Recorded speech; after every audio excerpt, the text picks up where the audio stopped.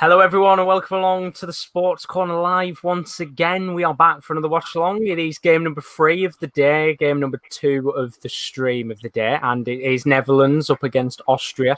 It should be a very good game indeed. We know Netherlands, I think the one team we all looked at, and the one game, of course, against Ukraine, which was the most enjoyable of the tournament so far. The real question is, are we going to get another classic on our hands, or is it going to be a much more preservative fixture? We'll have to find out. But joining me for today's game, I heard you had issues last night from Kyle, but hopefully today, when we're around, no problems with connection, fingers crossed, with Kieran. Mate, I disagree. Half of that was Rowan's fault because every time we'd sync up, within about 30 seconds, he'd be somehow 10 seconds behind. So Kyle is spreading propaganda, and I don't appreciate it. But no, I am back. I'm good. It's his fault. It's his fault. You know Austria very well. You know, there's a lot of players on there. And we'll go through the lineups in a second as the national anthems go on. Must win for both sides in terms of whoever does win this game is going to be going through to the next round of the Euros. What do you think is going to happen in this game? Because it's quite a hard one to predict. Yeah, it is. And we saw two sides to both teams, I would say. I remember in that Austria game, there was times where they were in control and they were dominant, but they never looked like causing Macedonia any serious problems until they really showed their quality towards the back end of the game. And the same with the Netherlands. It was more a case of they started showing their quality and then there was a blip in the middle, but eventually they got themselves through it. So two teams that on their day, I could see either side winning it. And I hope it makes for a good game, but you said you think the Netherlands are going to be a different team on this one. Yeah, I think I think mainly for Netherlands, if anything, the important aspect of last game was to improve on the defence because the instant minute we got to the 70th minute and they switched off and conceded the 2 goals. It's something you don't expect of the Netherlands side. And when you actually look at the defence, and we'll go through the teams now because it makes life easier. But as you can see, it's a 5-3-2 again from the Netherlands tonight. We know that Denzel Dumfries and Patrick Van Aanholt will push up the pitch. So realistically, it will be a 3-5-2 rather than a 5-3-2. But we've blind De Ligt and De Vrij defence. They've got quite a strong defence now with De Ligt back, the only change in the team. Midfield 3, they've got Martin de Roon, Wijnaldum and de Jong again.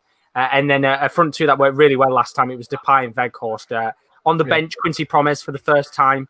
He's back on there. Gravenberch as well, David Klaassen.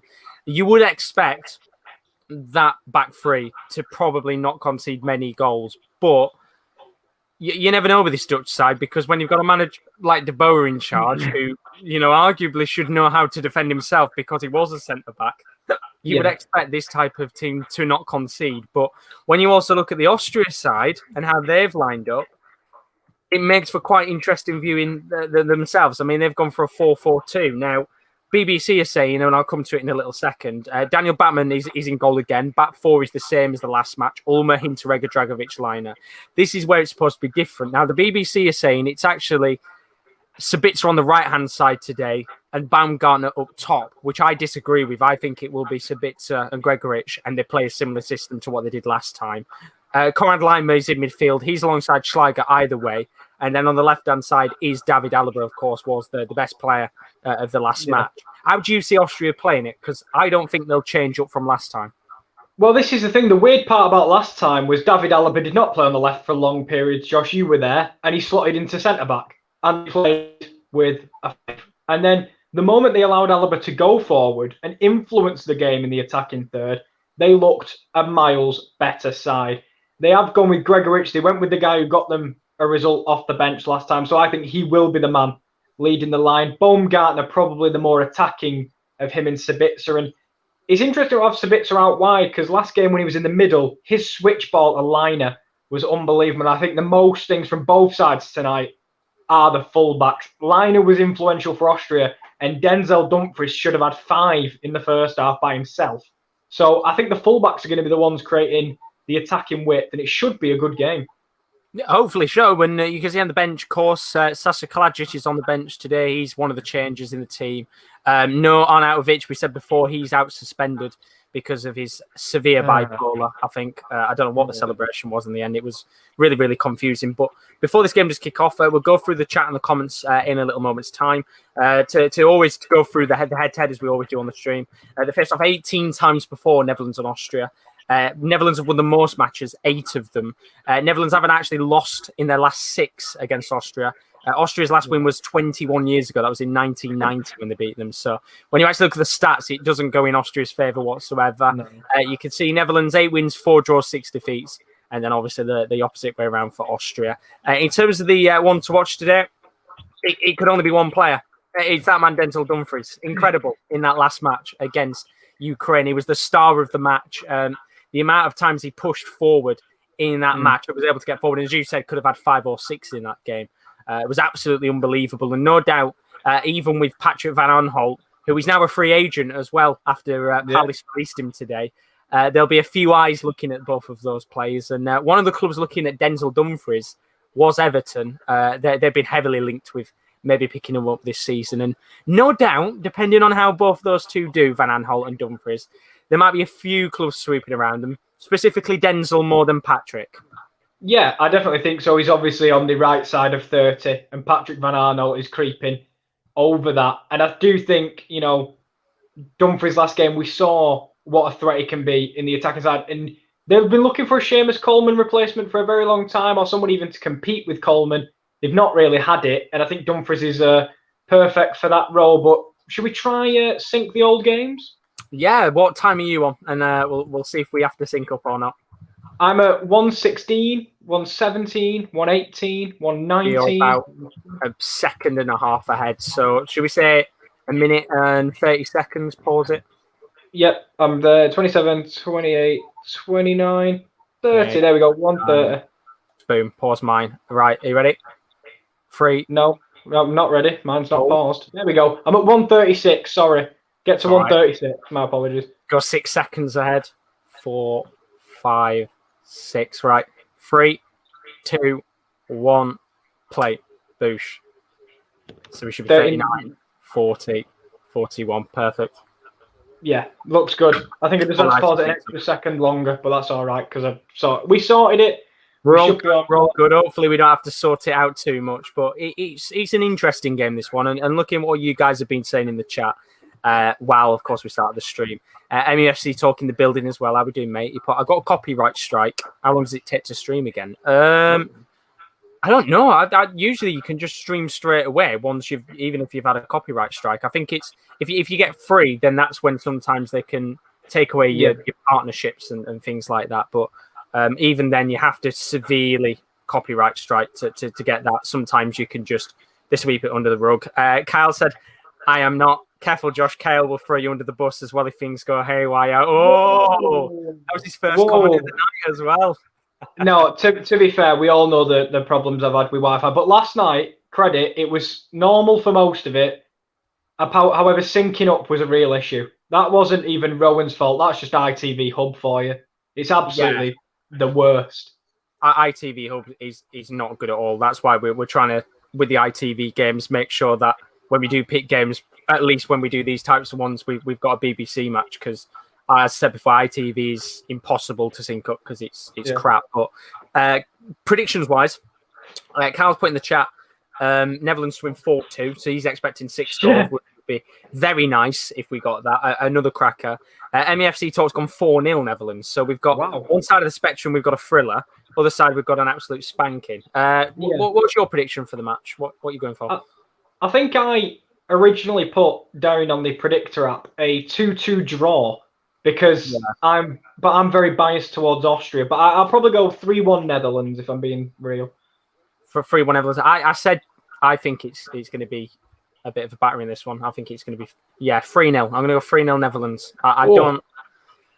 It's really hard to tell whether Austria score or not because I think for me, a lot of it was down to North Macedonia tiring as the game went on, and I don't see this Dutch side being as tight. Although saying that, they got to the 70th minute and conceded 2 goals. So I think it's all about whether Netherlands are switched on or not. Because we saw earlier on with Denmark and Belgium. Belgium weren't switched on for 45 minutes, and it took them, the second half to really switch on. And obviously bring on a few extra players. So I think it should be a good game, hopefully. I mean, Rowan's backing the underdogs. He's gone 2-1 Austria. Why not? Come on, boys.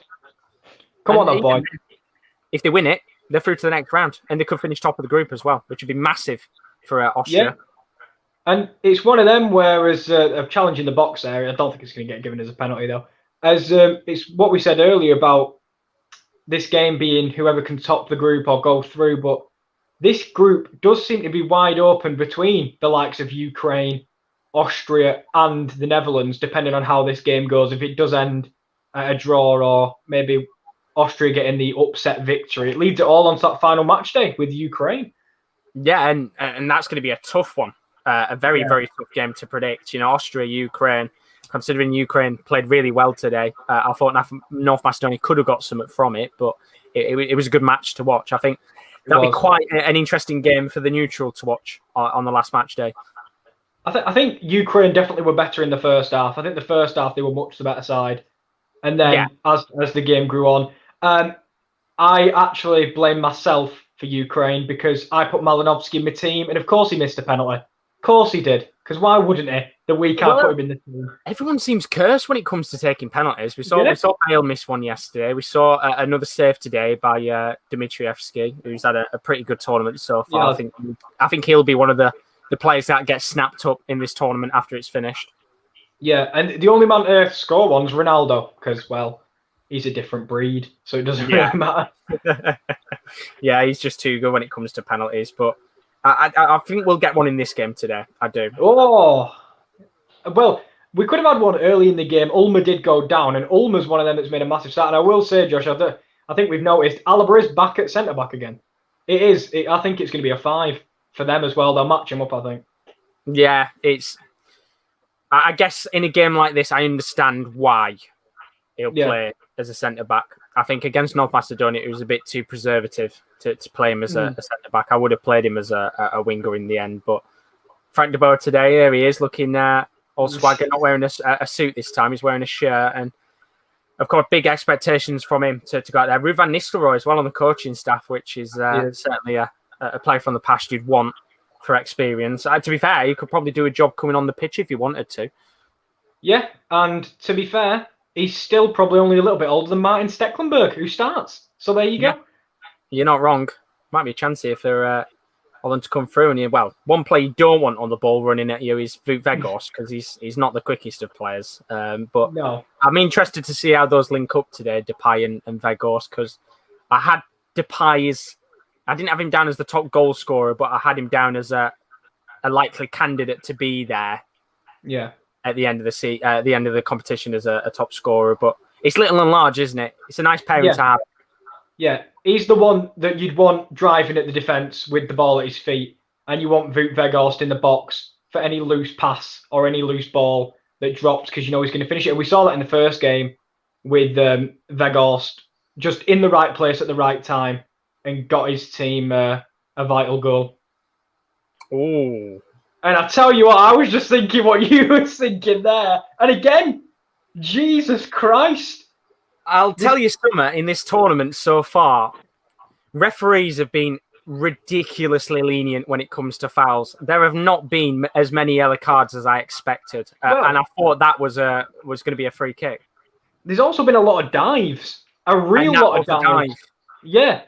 Yeah. We saw one earlier in the second game of the day. Was it Norgard or Damsgaard that was it? Damsgaard, yeah. We saw somebody in the Ukrainian one as well.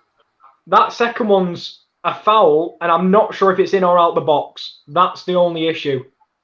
Well, VAR's going to check it, and we might already have a chance for a goal as Tubbs is in the building. How are we doing, Tubbs? He's put, hey, Josh, Filipino referee David Alaba's playing. We love him. And then, of course, he said hello, lads, as well. But hello, mate. This, isn't it?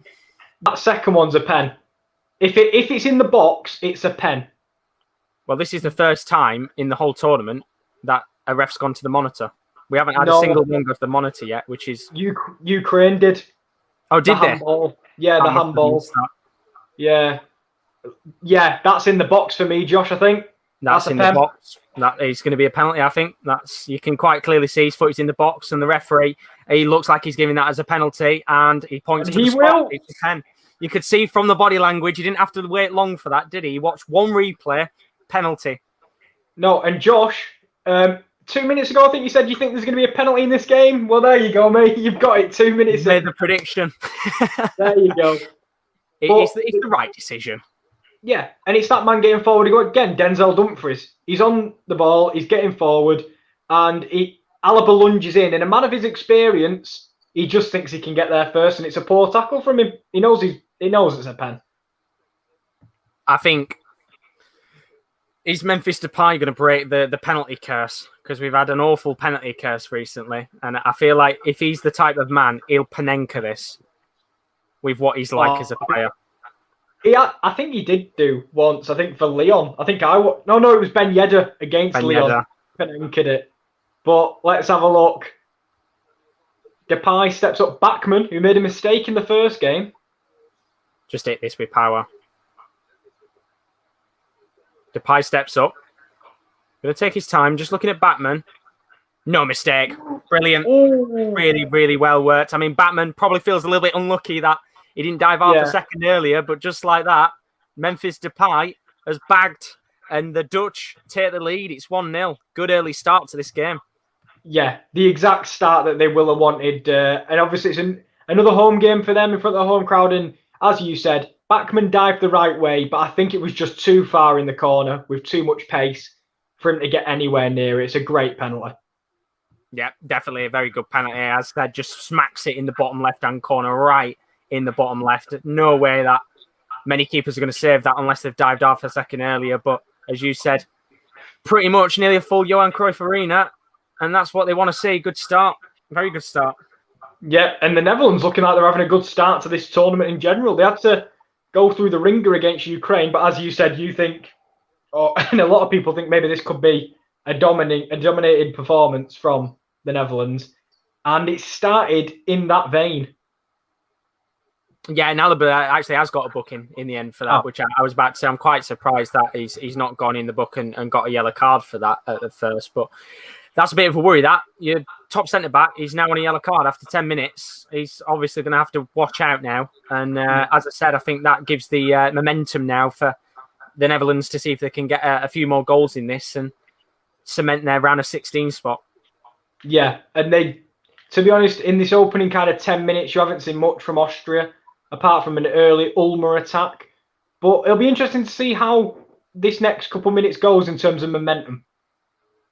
It'll be key for them to get a bit of possession in this game because you can see that every time Netherlands get the ball, they are just sprinting forward. And I mean, look, this is now the second time I think De Vrij has found himself on the right wing and he's just been able to freely manoeuvre. And look at the space now for De Jong. He's going to keep going forward here. De Jong plays it towards Depay. Obviously, no calls for a handball because it was too close. And again, I think really worrying this. There's a lot of free space for the Dutch to move into.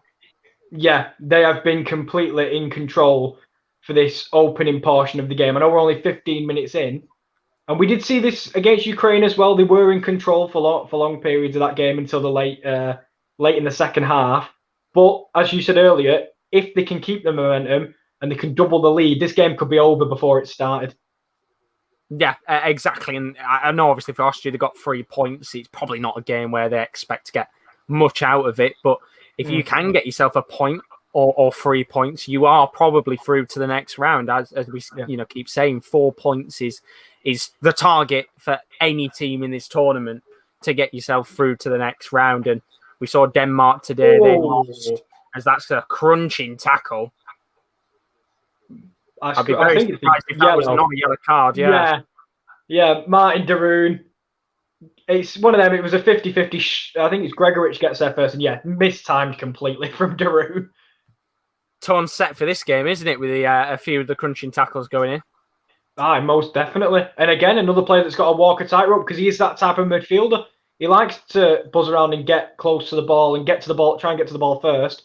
And we saw with Krychowiak, sometimes you can, if you're that type of player, get yourself in trouble with the referee. And you just knew it, by the way, a red card for Krychowiak was coming at one point in this tournament. You just knew it. It was inevitable, that game. I think the amount of tackles that were going in, you expected someone to get sent off. And Yeah. Obviously, as this game goes on, I said we might get a penalty. I wonder if we'll get a red card in this game. It depends how the referee wants to play it, because obviously, as this game goes on, there'll be a few crunching tackles. But we saw yesterday with Turkey Wales, that was probably the game of the day for me. That was an incredible match to watch. That got quite feisty at the end, and I think we had 4 or 5 yellow cards in the space of a minute. Oh yes, the whole Yilmaz Ben Davies sort of kerfuffle towards the end. Yeah, that was tensions get higher though at this point. Opening match day, you still have time to turn it around. The second game, isn't it? First match day. Yeah, and the second game is where you start to see how your tournament's going to pan out. And as for Turkey, they were a lot of people's dark horses. They have had a tournament to forget. Yeah, it's not been a good tournament for them. They looked really bad. Well, I wouldn't say really bad yesterday. They looked all right, but I think the start that they had was abysmal. And obviously for Wales, through to the next round pretty much with 4 points. That's a good achievement for them, and it's looking like it's potential to set up a repeat of the 16 semi-final against Belgium. That's what it's looking set to be, which would be an absolute belter. It would. Obviously, it depends on, hopefully, for me anyway, Switzerland can defeat Turkey, and it might go off goal difference, but there's a ball in behind here, and Alaba's chasing Begor. And it's just that lack of pace he's got, isn't it? You want that role reversal, the pie in that situation.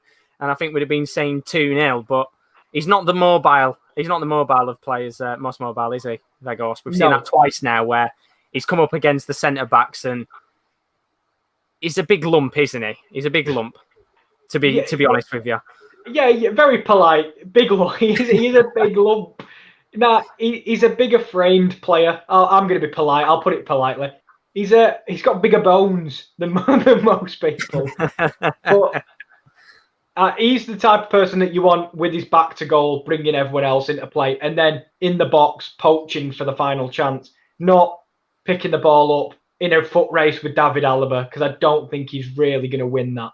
And just like this, with a ball, that was the exact situation where you want him inside the box, flick onto the near post, and it's PVA with a cross there, who, as I said before, hasn't got a club now. He's a free agent, and a few clubs wanting him. Galatasaray, he's one of them, which to me just sounds like a very PVA signing to move to a Turkish club or something like that. He's an interesting one, isn't he? It's weird that he starts for what people would perceive a top 9 or so nation, because he's not the best defensively. His defensive positioning at times. He's a terrible defender. Yeah. You're being very. Yeah. You're probably. I'll be honest. You are right. I mean, but going forward, he can provide that pace and maybe not the delivery all the time, but has moments. Well, that's the thing. As a left wing back, this is the formation that suits him best. He doesn't have to sit back and defend as much, and I think he's at times, and I think we saw it a lot more at Sunderland than we did at Palace. He's a very good player to have. Sometimes he will push up the pitch and he can be a difference maker, or he can, grab a goal out of nowhere. Maybe not for Palace, and I understand, because if we're being honest, Palace are a bit more of a defensive side, which probably showed a lot more of his frailties than positives. But I think, if he was to move somewhere in the future, somewhere like a Galatasaray or maybe another Premier League club which plays more attacking, then I think that's where we'll see a little bit better from him. Because I said he's a terrible defender, but a good attacker. Yeah, there's a lot of people, well, we'll call them defenders, but there's a lot of defenders like that don't suit a 4. They're definitely a 5, and they suit a 5. PVA is definitely one of them. I think off the top of my head, Akraf Hakimi is a 5-back defender, not a 4-back defender. I would say Alberto Moreno as well is another example. Yeah, there's plenty of them out there where they're not got the best defensive capabilities, but they're also not talented enough to be a winger. So they're that kind of bit in the middle, and they've got to have a good engine to do both. And credit to PVA, he is starting in a major tournament, so he does suit this formation. I wonder if he ever expected to. I wonder, obviously before the tournament started, did he ever think he was going to be here, or was it a case of a little bit of a surprise for himself that he got called up. But, oh dear, I'm just seeing in the chat, obviously Chris has joined us. How you doing, mate? Hope you're good. Hi lads, hope you're well. I'm in Stranraer, Scotland on holiday for a few days right now. In Stranraer. Hopefully you have a good time there, because don't wear your England kit tomorrow. Yilmaz v Davy Scrap was like these YouTubers fighting each other. It was a bouncy castle fight. And then he did put Van Aanholt did score in the 4-0 win against Hull to relegate Hull. Sorry, KL. No, it's fine, mate. So Andrea Ranocchia scored and he were playing for us. So there you go. Everyone got in on the act on that day. So yeah, I remember I was working and I was there saying, as long as we have a good start today, it's all right. It was literally 3 minutes in, and I was just like, I'm done. I'm going to work, and I'm just ignoring the score. Forget it. Oh, bad times. Yeah, times you don't want to remember. No, but I tell you what, we've had a good start to the pre-season, making a fair few signings. 3 signings already, which is quite impressive. Yeah, on fire with the business. I know what clubs are usually like. They tend to hold off a little bit. Maybe not in the lower leagues. They tend to do the business early, but 3 deals already in the space of a week or two is not bad whatsoever. As Russ is in the building. How are you doing, mate? He's put hi, Josh and KL. How are you lads doing today? I'm doing fantastic. How are you doing, Russ? How are you doing, Kieran? I'm doing pretty well. I mean, the Austrians haven't got so great. So I've not seen my boy Stefan Leiner yet. He's not really influenced it like he did in the first game. But yeah, besides the poor Austrian performance, I'm all right. Yeah, I'm looking at how they've lined up. It is Sabitzer on the far side, and I wonder for me, I don't like that. I think I know it was against North Macedonia, and the opposition is a lot less in quality than what the Dutch have got. But I do think when Sabitzer was playing as a centre forward, he played really well in that game. And I know the cross came from the wing, which is what they might be thinking. That was where he was the most important in terms of how he played. But I think having him as a centre forward would have probably been a good idea, as there's a long ball towards Vegos, but it doesn't get to him in the end. I do like him. Maybe not even centre forward. I don't even mind if he's just playing in the centre in midfield, because he has the eye for a pass that could break this Dutch defence down, which I don't think any of the other midfielders do. Xavi Schlager is a good player, but he's not got Savitzer's level of passing. And I don't think you get it from Baumgartner either. He's still a young lad. So I'd just like to get Savitzer on the ball a little bit more. And if you do shut him out wide, he can't influence it as much. And that's not how Austria are going to win this game. No, definitely not. It's going to be a case of they're going to have to take the chances when they've got them. Again, I was saying this before on the last game we watched earlier. It's one of those where teams like Belgium, for example, we saw Denmark have, I think it was 18 or 19 opportunities in the whole game, 6 or 7 on target, didn't get the goal that they needed to equalise. And Belgium had 5 shots, 4 on target, 2 goals. It's all about important quality in the final third. And I think when I look at this Austria team, I don't think there is much quality in the final third. I think Arnautovic today would have been that one player that could have been the difference maker. But with Holland, I do see 2 strikers who can put the ball into the back of the net. Yeah. They're going to come forward now, and if they could get a second here before half time, then it might be a bit catastrophic for Austria. Yeah, as it looked like a mistimed tackle by Xavi Schlager there, but it's been kind of forgiven by the referee, and they'll play on, and now they'll earn themselves a free kick. But it's one of them where, if you look at the strikers that Austria do have, you've got Gregoritsch, not really a proven goal scorer in the Bundesliga, let's be honest. And the man who is the proven goal scorer is Kaladzic. But last game, we were there, just couldn't get involved at all. Everything seemed to bounce off him. He was never on the end of any crosses, or, kind of what Wout Weghorst does. He arrives at the right time and he's got a simple enough finish. But we didn't see that from Kaladzic. And I do wonder if it's because he plays with wingers at Stuttgart and there's no out-and-out winger in this Austrian team. Yeah, I'd say you're right. I think it is a bit of a lack of support on the wings, which, Sabitzer can play there. But when you actually look at the quality of players Austria have got, they haven't really got many players that, as you said before, can play on the wing. There's a mistake here when Memphis Depay's in. It could be a chance for Depay, and it's a good effort. It's a Raheem Sterling moment. It hits the side netting, and unfortunately, no second goal for Depay yet. Yeah, and a torrid start to this game by David Alaba. Misjudges the bounce of the ball, and that's not Alaba at his usual best. He's that's kind of novice level defending, misjudging a bounce like that, and you can't do that when you are the inferior footballing team on display. Yeah, exactly. And we know that Depay's got the pace to get at his man. Even a player like Alaba, he's got enough pace to beat him. And it'll be interesting to see whether or not we see a few more chances because, as you said, he's had a very shaky start indeed. There's a few comments in the chat. Chris said, luckily I forgot to take my England top, lad, so I'm safe in Scotland for now. Don't blame me. I don't think I'm taking that anyway. I saw... I know a video was going around today of all the Scotland fans arriving in London. Guy with a big gnome as well with a face mask on. It looks going to be an exciting game tomorrow. Yeah, as long as the only thing I would have about it is I'm so happy. It looks brilliant, by the way, that they came over. Just watched the video of them thinking it did make me smile a little bit. But then, as long as no one turns into a dick and starts causing fights after the game, that's where I draw the line. But it looks like a hell of a lot of fun. That's what it does look like. I think it will be. I think there's about 17,000 English to about 3,000 Scottish. So there is quite a few Scotland fans there. And as you said, hopefully nothing does break out. I guess it depends what the scoreline is. But it'll be a good game, a good atmosphere. And watch it end 0-0 after all the build-up over the last week. Yeah, I've heard a lot of people saying, and maybe it's because of, the whole thing they're putting on a front. And people some believe it's going to be an easy game for England, and I just don't think it will be. I really think we're going to have to work hard tomorrow to get all 3 points. I hope we will in the end, but I think it'll be a lot harder than people are believing it's going to be.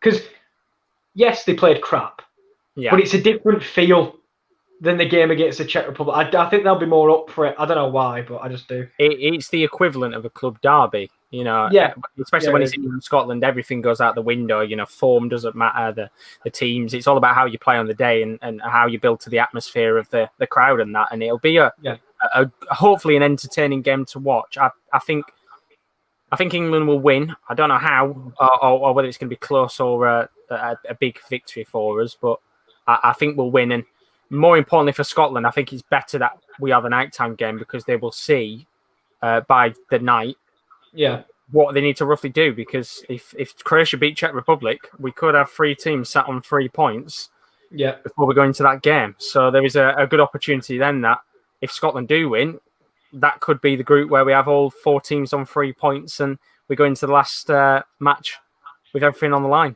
You don't know. Yeah, as you said, Scotland, that was the game they had to get a result from. I felt that first game, and I'll be honest, they had all the tools to get a result. They had so many chances, they just couldn't finish it. And I just feel another game goes by like that. I did pause just in case that shot came to anything. But I feel like a game like tomorrow, they won't let them chances go by. I don't know what it is, but we'll have to see. So it's a good game, isn't it?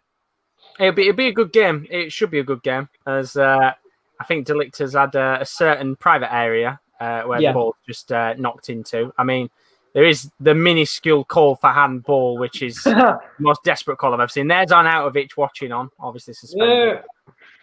Do you know what the thing is? We talked about Austria's look at tournaments. And that first goal last week was just put Benny Hill music all over it. But they don't help themselves, do they? Seriously, Marko Arnautovic has just completely shot his own team in the foot there with a goal that wasn't the match winner. It just sealed an already secure victory, and there was no need for it. And he's really cost his team. And as much as we say Austria are unlucky, they do shoot themselves in the foot sometimes, or some of the players do anyway, like Arnautovic. But they are through here. This has to be a good touch. Brilliant work from De Ligt. What a centre-back. He is absolutely magical. Not had the greatest time in Italy. It took him a while to get acclimated, but I think he's only 21 or something like that. It's insane. He's a leader. I do think he'll be the next captain at Juve. I think he's a quality player. And to be fair, obviously with the way that Juve were last season, I guess he can be quite happy to say that he wasn't the only player that had a bit of a stink last year. But he's a quality player, being a captain since he pretty much started. When he was at Ajax, quality player, and I think he's got a big future ahead. And I think he brings a bit more of a defensive stability to the back line because we watched them last week. They looked a little bit void in some areas, loads of space open, and he's that man at the back that I really do think can work wonders. And when they do come up against the stronger teams, I think they're still a little bit prone to being opened up. The Dutch, especially on the left and the right, with the fullback so high up. But when you've got a player of his quality, I mean, the future's looking bright for Holland. Yeah, he's got a good partner in De Vrij. We know how good he is from his time at Inter Milan. He's been quality for a long time. And then on the other side, maybe their weakest area is Daley Blind, but he brings the experience that, De Ligt at 21, he looks like he's got years of experience, but Daley Blind has been there and done it. So it's a good back line, but I do think as we get into the latter stages of the tournament, I don't think it's strong enough.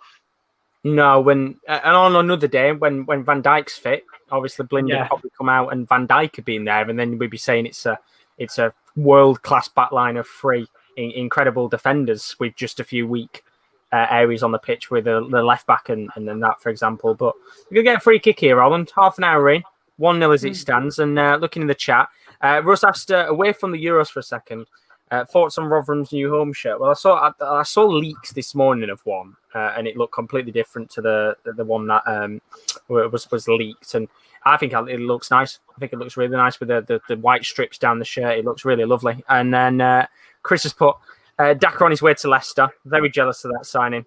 Wanted him at Liverpool, which, that's a done deal now, which is incredible. And then he also put in the chat, Gattuso to Tottenham is a violent appointment, not the right appointment for either Levy or the club. He's just going to cause hell for everyone at Tottenham and hasn't done much as a manager. Maybe they need someone like that because he will not take shit. We know what Gattuso's like as a manager and as a player. Mm-hmm. He will not take any shit. And I think Tottenham, as much as he's not the manager they wanted, if we're being honest, the fact that he left Fiorentina last night was just a stroke of luck for them. But I think he's also a manager which could maybe bring a bit of a rough and tough side to Tottenham that they need, because we all thought Mourinho was going to do that. Well, this is what I think Gattuso's a bit more of a hard fucker and will lay down the law. This is my thing. Like, obviously they can keep going through managers, and trust me, they've been linked to about 10 and they've been on talking terms with about 10. But this is what my original thought was, is the fact that Gattuso does bring that. He's hard as nails. Let's be real. You won't mess with him. Let's be honest. He's built like a bomb. We will see a shot at some point if he's still there after 29 days. We'll see a shot at some point. The rain will be pouring down in Tottenham, and he'll be wearing just a shirt and some shorts or something like that, because that's what Gattuso's like as a man. Yeah, but this is the thing. That's what we thought Mourinho was going to do. Come in, change the culture. He's that type of manager that makes people train on their own, and he has that. Not hard mantra, but like, you don't want to mess with Mourinho. He'll kind of sort you right out. But it didn't work. And I do believe that as much as the managers are the problem, a few of the players are the problem for me. They're just not a great side at the moment. And will be interesting to see what Gattuso does, what the transfer strategy will be, because he'll want different players to what the likes of Fonseca will have wanted, Nagelsmann, whoever else they've been linked to, about 15 other people.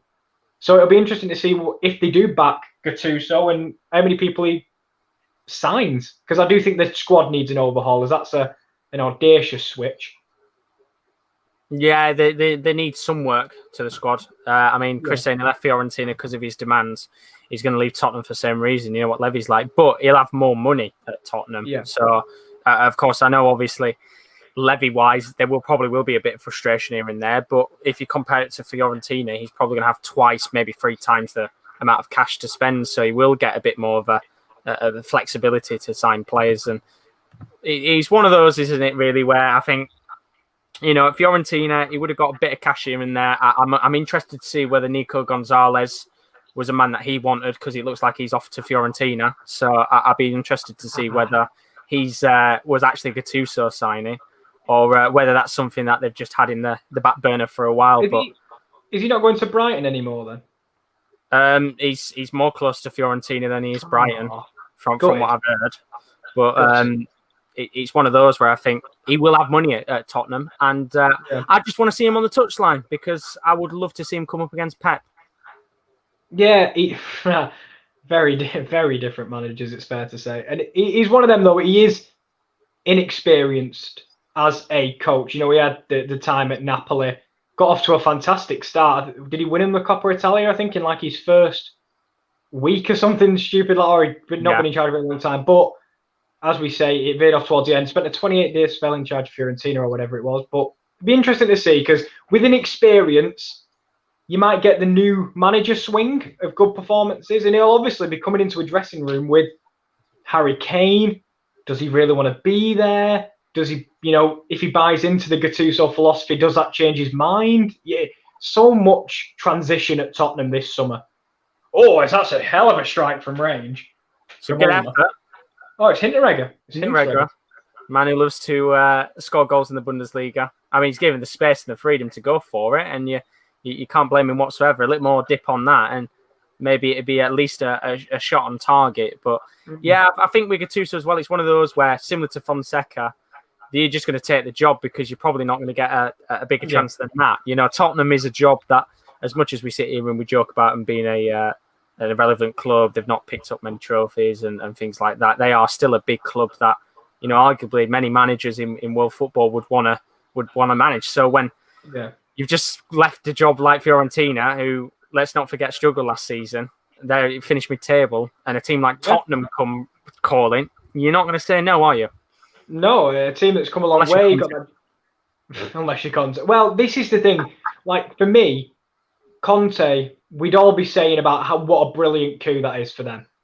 And he's the one for me where I would have thought there's no question marks. Over the managers they were interviewing, for me, Conte doesn't have anything to prove. He has absolutely, he's done what he's done. Whereas with every other manager, I think like Fonseca was decent at Roma, but you look at how leaky that defence was towards the end of his tenure, and they ended up getting Mourinho. So he was the one for me where I thought, if Tottenham get him, they'll be the real deal, just because he's a proven winner. I'm quite surprised they've not even gone in for someone like a Galtier as well. I think Galtier is a manager that seems to have gone very quiet recently, gone under the radar slightly. I think there are a few decent options out there. Graham Potter is another one. I think everybody seems to be hyping up towards Everton more than Tottenham. But Everton look like they're going to get Rafa Benitez, which I'm very interested to see what you think, Chris, about that. Because for me, that is a very weird decision, considering he's been out of the top leagues for a few years, and if you're being honest, hasn't done much recently. But about 10 minutes left of this first half? He's gone a little bit stale, hasn't it, in the last 10 or so minutes? Yeah, that should have been a foul on Schlager, I've got to admit, at the edge of the box there. But I've got to admit, I think the tempo has gone down, and I think it's favoured Austria. I think Austria have had slightly better possession over the last couple of minutes than Netherlands. They have grew into the game a little bit and kind of stifled the attack that looked so threatening in the first half, but in the opening of the half, sorry. But yeah, it has slowed down a little bit. Yeah, it has slowed down very slightly. Yeah, as Carl has put, Tottenham ain't a big team in my opinion. I think the only way you can look at that is the Forbes money list, and if Tottenham are in the top 50, I think regardless of whether they're a 7th or 12th in the Premier League, they're going to be classed as a big team for the amount of money they make. I don't think you can have that size of ground and be able to fill it if you're not a relatively big team. It's like, as much as we joke as well, Arsenal, in terms of worldwide, the globalization of Arsenal, they're a big team. You go worldwide, and Tottenham are slowly becoming that. The same with Man City. They're slowly coming into the world conversation that was dominated by Manchester United, Liverpool, and Arsenal for the longest time. And Chelsea, I think, are now up there in that time. And I'm hoping, after a few years, I hope Leicester become that in terms of how big of a team they're becoming. And for me, they did it the right way. Yeah, and even with the way that Villa are making signings and how audacious they're looking at players to bring in, they are another one of the teams that could maybe break in. And I know a lot of people are saying you've only got to look at the team that West Ham had a few years ago when they had Payet and other players like that. But I think it'll be a very interesting season depending on the signings they make. But Chris put Everton are no competition to us. If Benitez does go there, he'll still be a legend for us. If he went to United, then I would lose my respect for him and his legacy would be tarnished. Don't forget Benitez brought the people together over Justice for 96, done a lot for them. I'll still be shocked though, because it is a surprising one. I think, as I said, he had a bit of time in China where he actually lost more games than he won. So that kind of sums up his time there. I think as well, it was a little bit of a frustrating time at Newcastle when he didn't really get the money and the demands that he wanted from Steve Bruce. So when you think about it, the last real big job he had was with the likes of Napoli and Real Madrid, and we're talking a good 7-8 years ago since those times. Yeah. He did a fairly good job with Newcastle with a lack of resources. That's an unbelievable switch to Weghorst. It's over to Depay, and he's got to do better. Am I ahead, Josh? Yeah, mine just paused back a second. He has to score that though, doesn't he? He has to score that. I apologise completely, but it was a lovely switch of play by Patrick Van Aanholt. Wout Weghorst was the man on the end of the cross, and he squared it to Depay. And you're right, Depay has to do better. The goal is gaping. It is a bouncing ball, but he doesn't get over it. I don't think, as Kyle would say to me with the Ronaldo miss, I don't think it's an excuse. All you've got to do is toe poke it. Even De Boer will know. A player like him, former centre-back, I think even he'd have put that in the back of the net.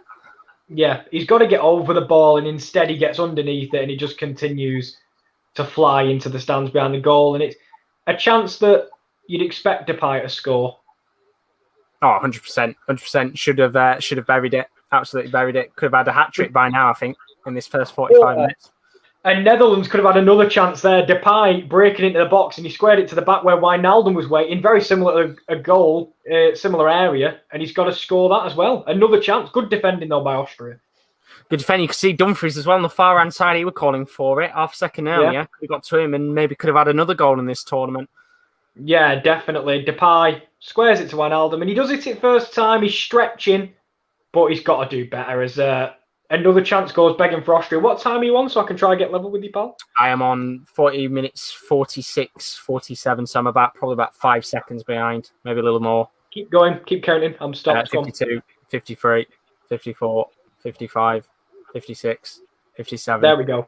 Boom. I'm level with you now. It's all right. I was going to say, because I don't know what happened. It's like last night. What happened? Just glitched out. It went back half a second and then and moved back. But Chris saying, Benitez families live in Liverpool, so it's easier for them to obviously just manage Everton because they're literally there. And then he said, shot Benitez, not a candidate for Tottenham even in the short term. I think, to be fair, with the list of managers Tottenham have got, it seems like they're going down a very different route to maybe someone like a Rafa Benitez. They seem to be wanting to go for someone mid-table and taking a bit of a gamble on them, which I guess you could say Rafa Benitez could be a type of manager that could fit that category. But I also think at the same time he's probably not the manager that they want. As Daz is in the building, how are you doing, mate? He's put evening Josh and Kieran. What do you think the lineup tomorrow will be with Maguire back? Oh, I hope he doesn't play. I don't know if he's fit enough to start and play 90 minutes or so. He is probably our best centre-back, but I think you just play the same team you did again. It depends on Stones. Is Stones all right? Did we get any... Was he all right at the end of last game? Because I know he went down. I can't remember if it was with cramp or not. I think everybody's fit. So there's no injury issues or anything. I don't know, because Mings played well in the last game. As much as we all kind of said and questioned his decision to be in the starting 11, he did play all right. So I'd just keep the same team, sub Maguire on, and see if he can get some minutes back. A bit like Belgium did today. Yeah, I've got a feeling we'll change. I know Scotland are supposed to be changing theirs. I think they're going to start pretty much the way they did in the second half against the Czech Republic, but play Tierney in the team because he's fit again. So I do kind of expect maybe Mings to drop out and Maguire to go back in. I think it's very key that Maguire gets at least one group stage game in. I don't think we should go into the knockout stages without him having at least a match to get some fitness, or else, if we do make it through, of course, let's not guarantee that we're through yet, but if we do come up against one of the big boys and we just drop Maguire straight in there, then it could be a recipe for disaster. But I think we'll probably change that. I think Grealish will play. I think Mount might get dropped and Grealish gets swapped in there as well, and give Grealish a go because, well, everybody's been screaming out for him to have a chance. But we'll have to see. We'll know tomorrow a little bit more. I think with Scotland, if they are lining up like they did in the second half, Che Adams did bring a little bit of an extra dimension to that Scotland attack. They looked much more dangerous when he played, and he looks the difference maker. He was really good. He was really good. I think, as we said before, I'm going to stop for a second, though, because there's a chance here for the Netherlands. It's going to be Depay at the edge of the box. Got to score. And he's another block. Too long again. Yeah, it's another block by the Austrian defence, who have been on a tightrope in the last couple of minutes. But the Netherlands have not been putting away their chances. No, and I think it comes back to the point where a team like Austria they've got somebody up top. Maybe, as we said, obviously not as world class, but an Arnautovic is a great player to have up top. Could they maybe on the counter attack had a goal, and we could be sat here at 1-1, but they're going to come forward.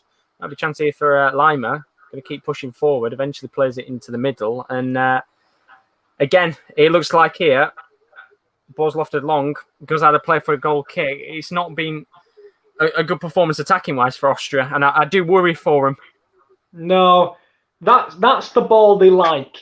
Is that switch play to Stefan Leiner. That is the ball we saw it in the first game. They tried it 3 or 4 times, and then when it finally came off, they took the 1-0 lead. But in terms of an attacking threat, they've not troubled the Netherlands at all, really, in this game. It's been, as you said, pretty tame from both sides since the opening goal.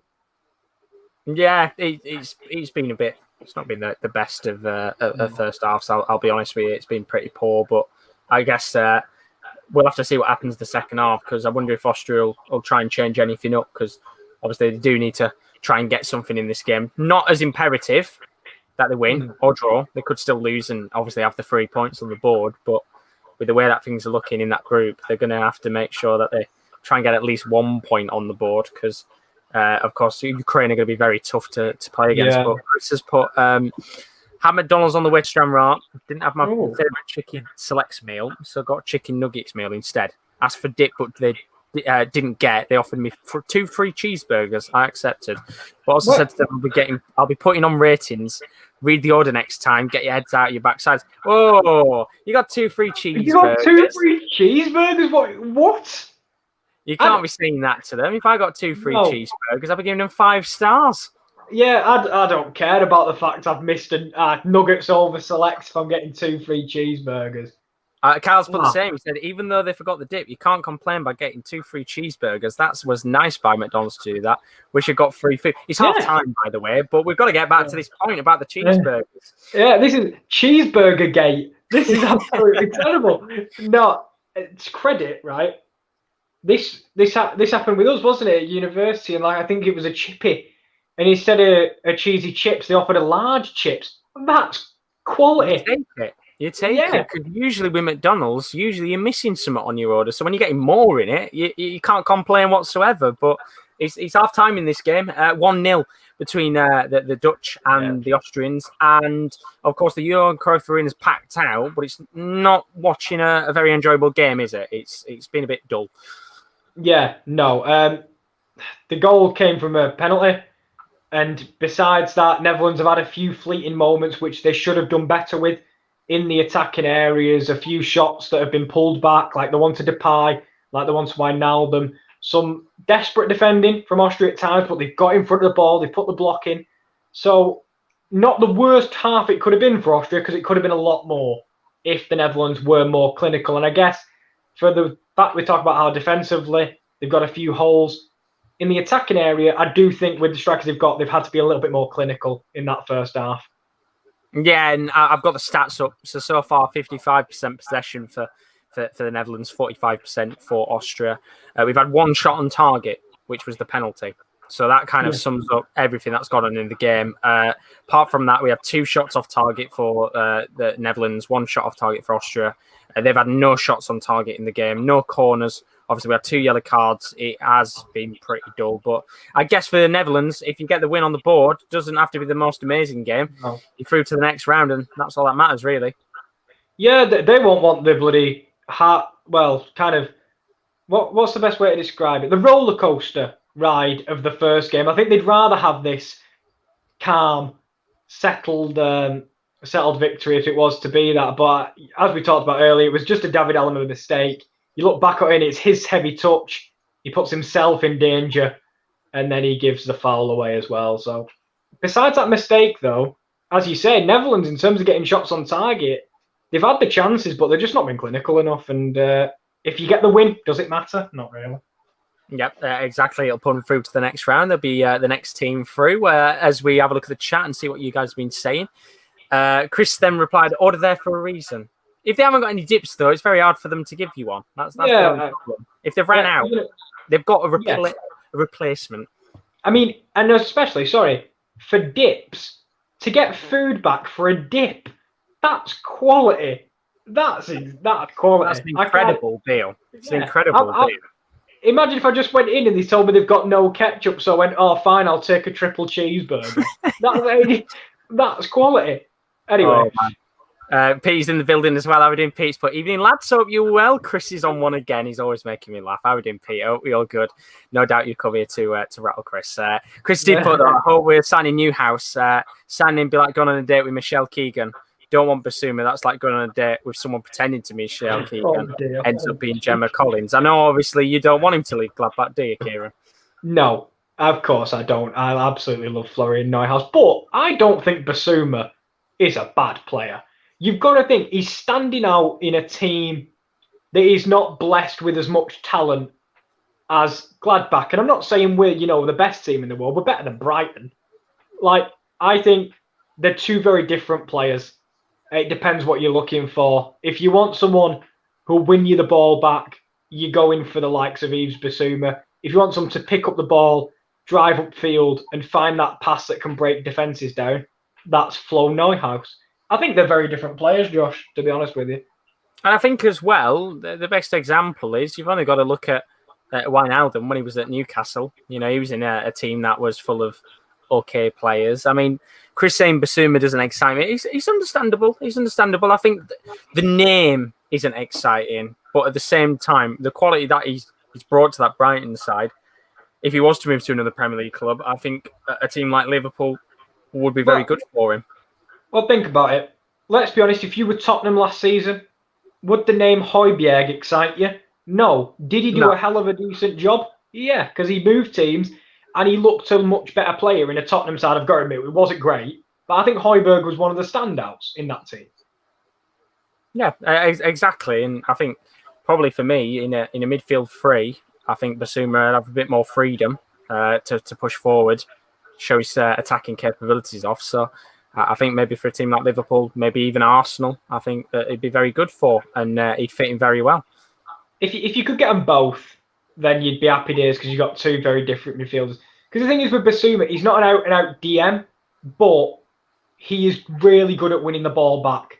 And from a central midfielder, if you can put him in a three and it frees up the other player to go and be creative, then you'll be happy days, really. Yeah, exactly. As Daz has said, he's not had a bet since Sunday. Not too bad. Might as well save the money while you can. But we've got more games coming up over the next few days on the Sports Corner. As we said, we've got lots of action from the Euros. We've got a few games coming up tomorrow, and this is how it's looking. So we've got the second half, of course, of Netherlands, Austria. That's coming up in about 10 or so minutes, maybe a little bit less than that. We'll have to see whether or not Austria can break down the Dutch wall. Sweden, Slovakia, that's tomorrow. That's going to be with Kieran now, I believe. Oh, no, that's with Rowan. Rowan's going to be doing that game.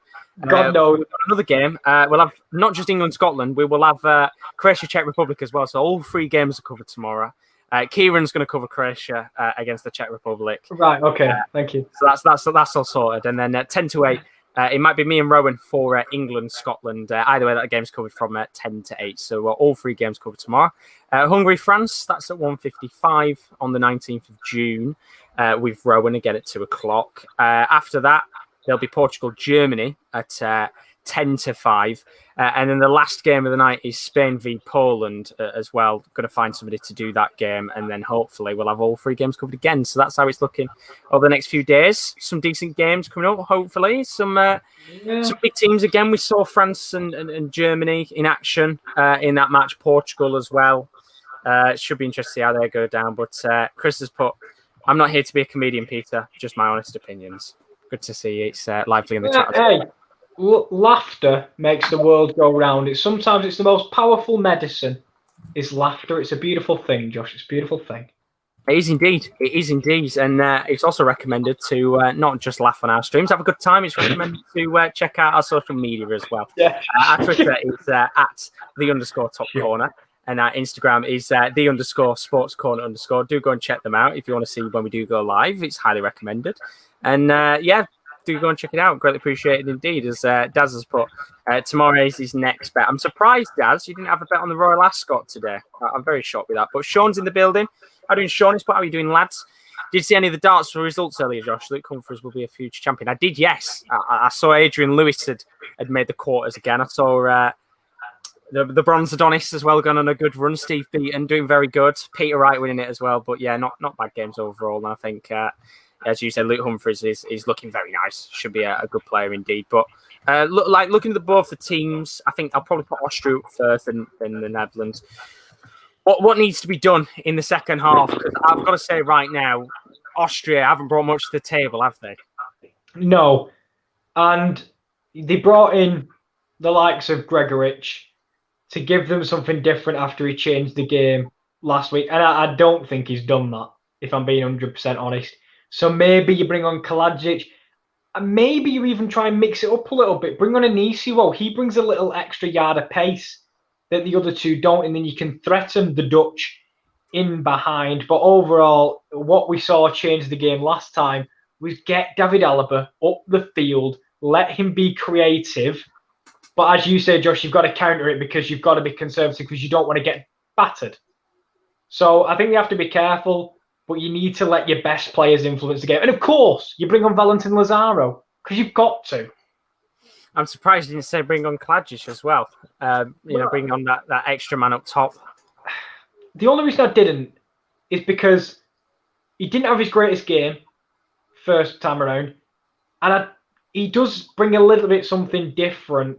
But with the way they're trying to beat this Dutch side, I don't even know if one up top will be enough for the Dutch, to be honest with you. But if they could go with two, drop Sabitzer in midfield and play a proper front two, like they play with Voot and Depay, play Kalajic and Anisiwo, maybe something like that could work. I could definitely see that working. But Kalajic didn't have a great first game, so I've not seen Anisiwo in this tournament. Maybe he surprises everyone. That's all. It's something different, really. So I think that's fair. I think that's fair. As Peter and Chris are going on in the chat, you'd love to see it. It's just a normal day. What are they saying? I can't see the chat. You don't see it. Well, obviously, Peter said about how he was funny. Peter said, fair enough, you don't know how funny you are, Chris. Chris then said, I don't try to be funny. Like I said, just give you my opinion. And then people laughing. And then Chris put some people these days. Welcome to the world of the chat, everyone. I think it's a compliment. If Josh told me I made him laugh, I hope it's a good one. We're just not laughing at me, but I hope it's good. Oh no, honestly, they're always at it, aren't you? Chris and Peter, they're always at it. I mean, the Dutch bench, looking at that, of course, I don't think the Netherlands will make any changes yet. I think that'll be one we'll see an hour in or that. But you can see they've got lots of players that could bring on. I'd love to see Gravenberch at some point. I'd really like to see him come on. Be really exciting to see him in midfield at some point. Maybe comes on for Martin de Roon. Quincy Promes, another one who I don't think fits this system with the way it is. But if you're looking for a bit more pace up top, then he could definitely play as a striker if he needs to. Daniel Marlon as well is another one who I'd love to see at some point. But of course, there's a long way to go in this game. But if there was one player you'd like to see come on, who would you bring on? Who I'd like to come on? Yeah. In terms of I agree with you. I don't think Promes fits being either the striker or the centre mid. I like him when he's the one in between or out wide. So I think someone I really want to see get a few more minutes would be Daniel Marlon. But I think if you want to keep the system you're doing, you'd have to take off Depay, which I don't think they're willing to do. But I'd like to see Gravenberch. More than likely, I think we'll also see De Jong when they take Weghorst off. Not at his most influential game, Weghorst. I don't think he's been as influential as he was in the Ukraine game, so I won't be surprised if they mix that up sooner rather than later. Very true. But at the same time, it was 0-0 in that last game, weren't it? Between Netherlands and Ukraine at half-time, and then it exploded into life, didn't it? I think I put it in the chat. I think it was the first 10 games of the Euros. 7 of them were 0-0 at half-time. I don't know what was going on during this Euros, but second half's always appear to be better than the first, unless it's Russia-Finland, then it's all bad. To be honest, it's all quite bad. Yeah, As I said, when we started this tournament, I was a little worried because obviously we'd had such a long season, the lack of time for a break. I did think there was going to be not as much excitement, and it has been a bit of a slow burner at points. As we said, we've had one game so far in which you'll probably remember after the tournament as an enjoyable match at the very least. But I guess when we get to the knockouts, that's when things will get a lot more interesting. But so far, it's been a bit of a slow burner, hasn't it? I think in terms of this tournament, there's been a lack of bad games, a lack of great games, just good games. A lot of games where I'm like, you know what, that was all right. Did time drag? Not really. Did time go fast? Not just good enough games. There's been obviously we saw a classic in Netherlands v Ukraine. We saw one bad, I would say, in Russia Finland. But every other game for me has been a decent watch. Even Spain Sweden 0-0, I thought it was a great game to watch, even though it didn't have the goals. And most games have been like 2-1, that sort of thing. Just a very plateaued tournament, I would say. Yeah, no, I'd say that's right. I thought Spain Sweden were one of the best 0-0s we've recently had. Portugal Hungary was quality for most part until the linesman put the flag up for offside for Hungary, which was the most disappointing thing in the tournament so far. Literally, and the problem was when I saw the goal, he looked miles offside before he'd even took the strike. So I couldn't even celebrate because I was like, that's getting overturned, unfortunately. And as it was, and then within 10 minutes, the scoreline looked as if Portugal had dominated, and they were the better team, but 3-0 in 10 minutes was just harsh, to be honest. Yeah, it was a very harsh result for him. Very harsh indeed. Is that Daz did say, did anyone see the Argentinian official? Yeah, he was on the game this morning. They had an Argentinian official for the first time, which is an interesting call because they don't usually have South American refs for it.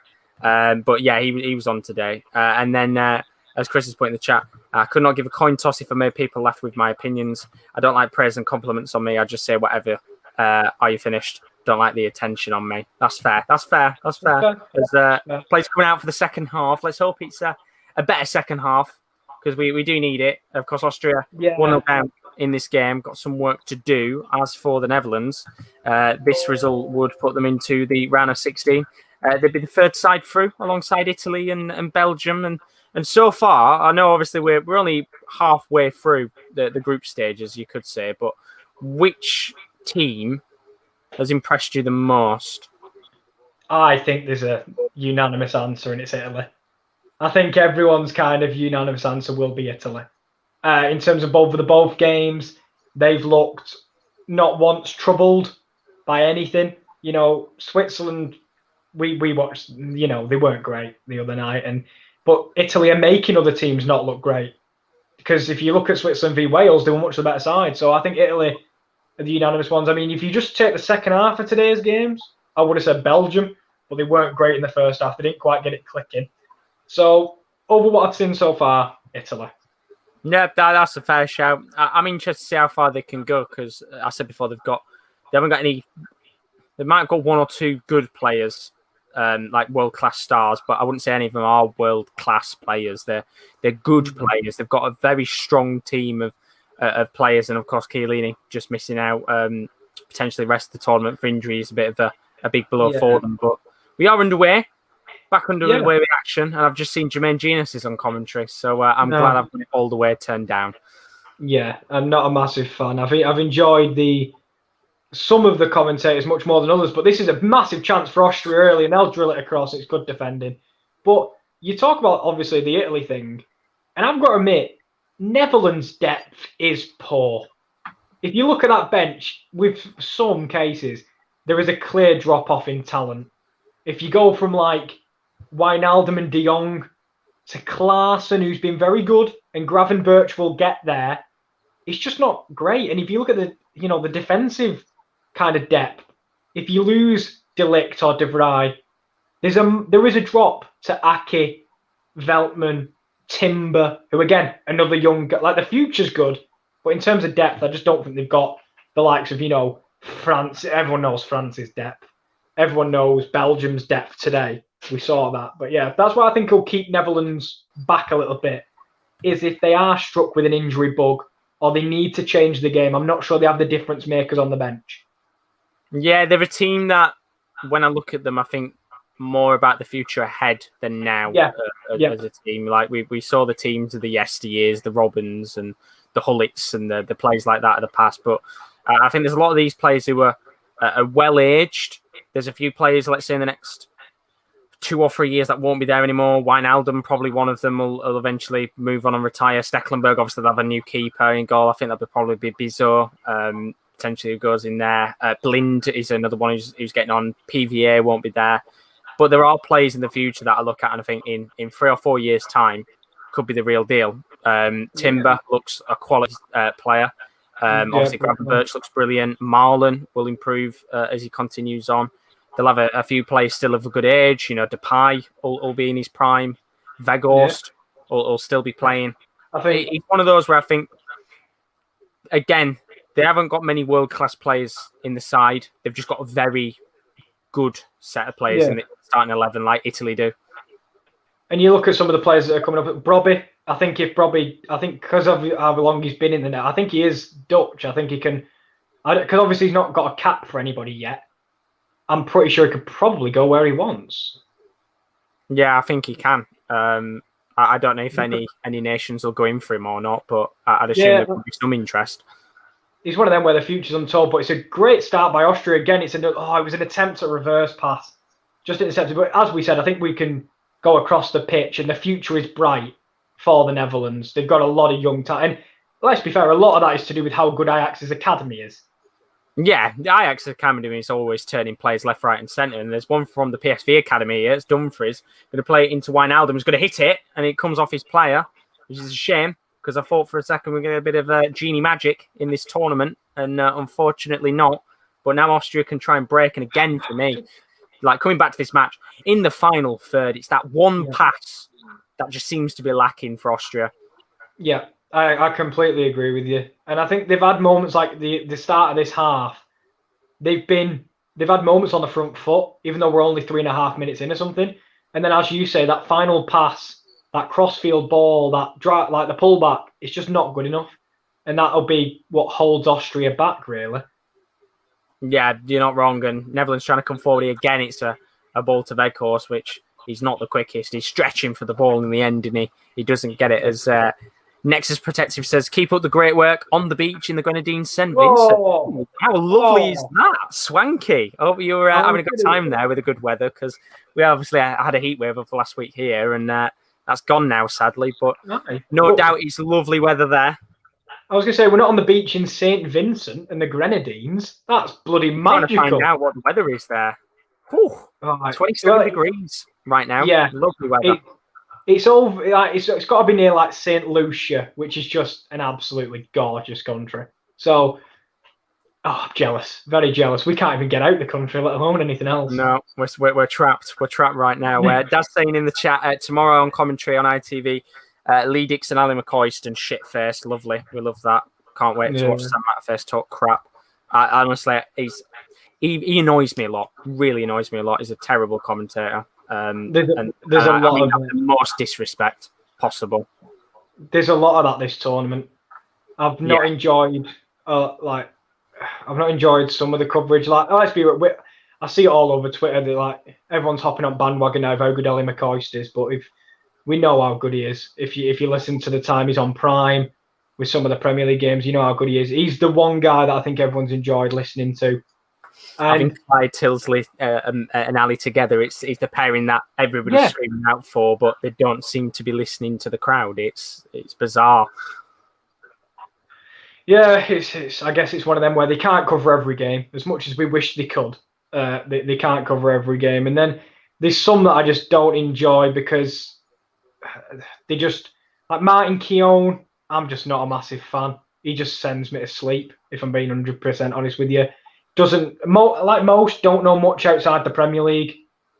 But there you go. That's what it is, isn't it? You know, they've got the few that do like cover, know the Bundesliga and know La Liga. And I can't remember who it was the other day, but was pointing out the likes of Skov Olsen, who obviously plays his trade in Serie A, and he was talking about how he's seen him this season and how good he is. We don't get that from half the people that cover our sport. They go, you'll know him from the Premier League. Right. What else do we know? What else do we know? You know what I mean? Yeah. Yeah, exactly. It is one of those in England where it's kind of just know what Premier League players are playing on the pitch and we'll just cover them for 40 minutes. Or in England's respect, just talk about England, Scotland and Wales rather than the actual matches, which they've done pretty much every single time England are ever playing a match. It's so annoying. But, I mean, even Kyle said, well, actually, I'll go to the Nexus comment first. Says it's bloody nice. I'm building a brewery here.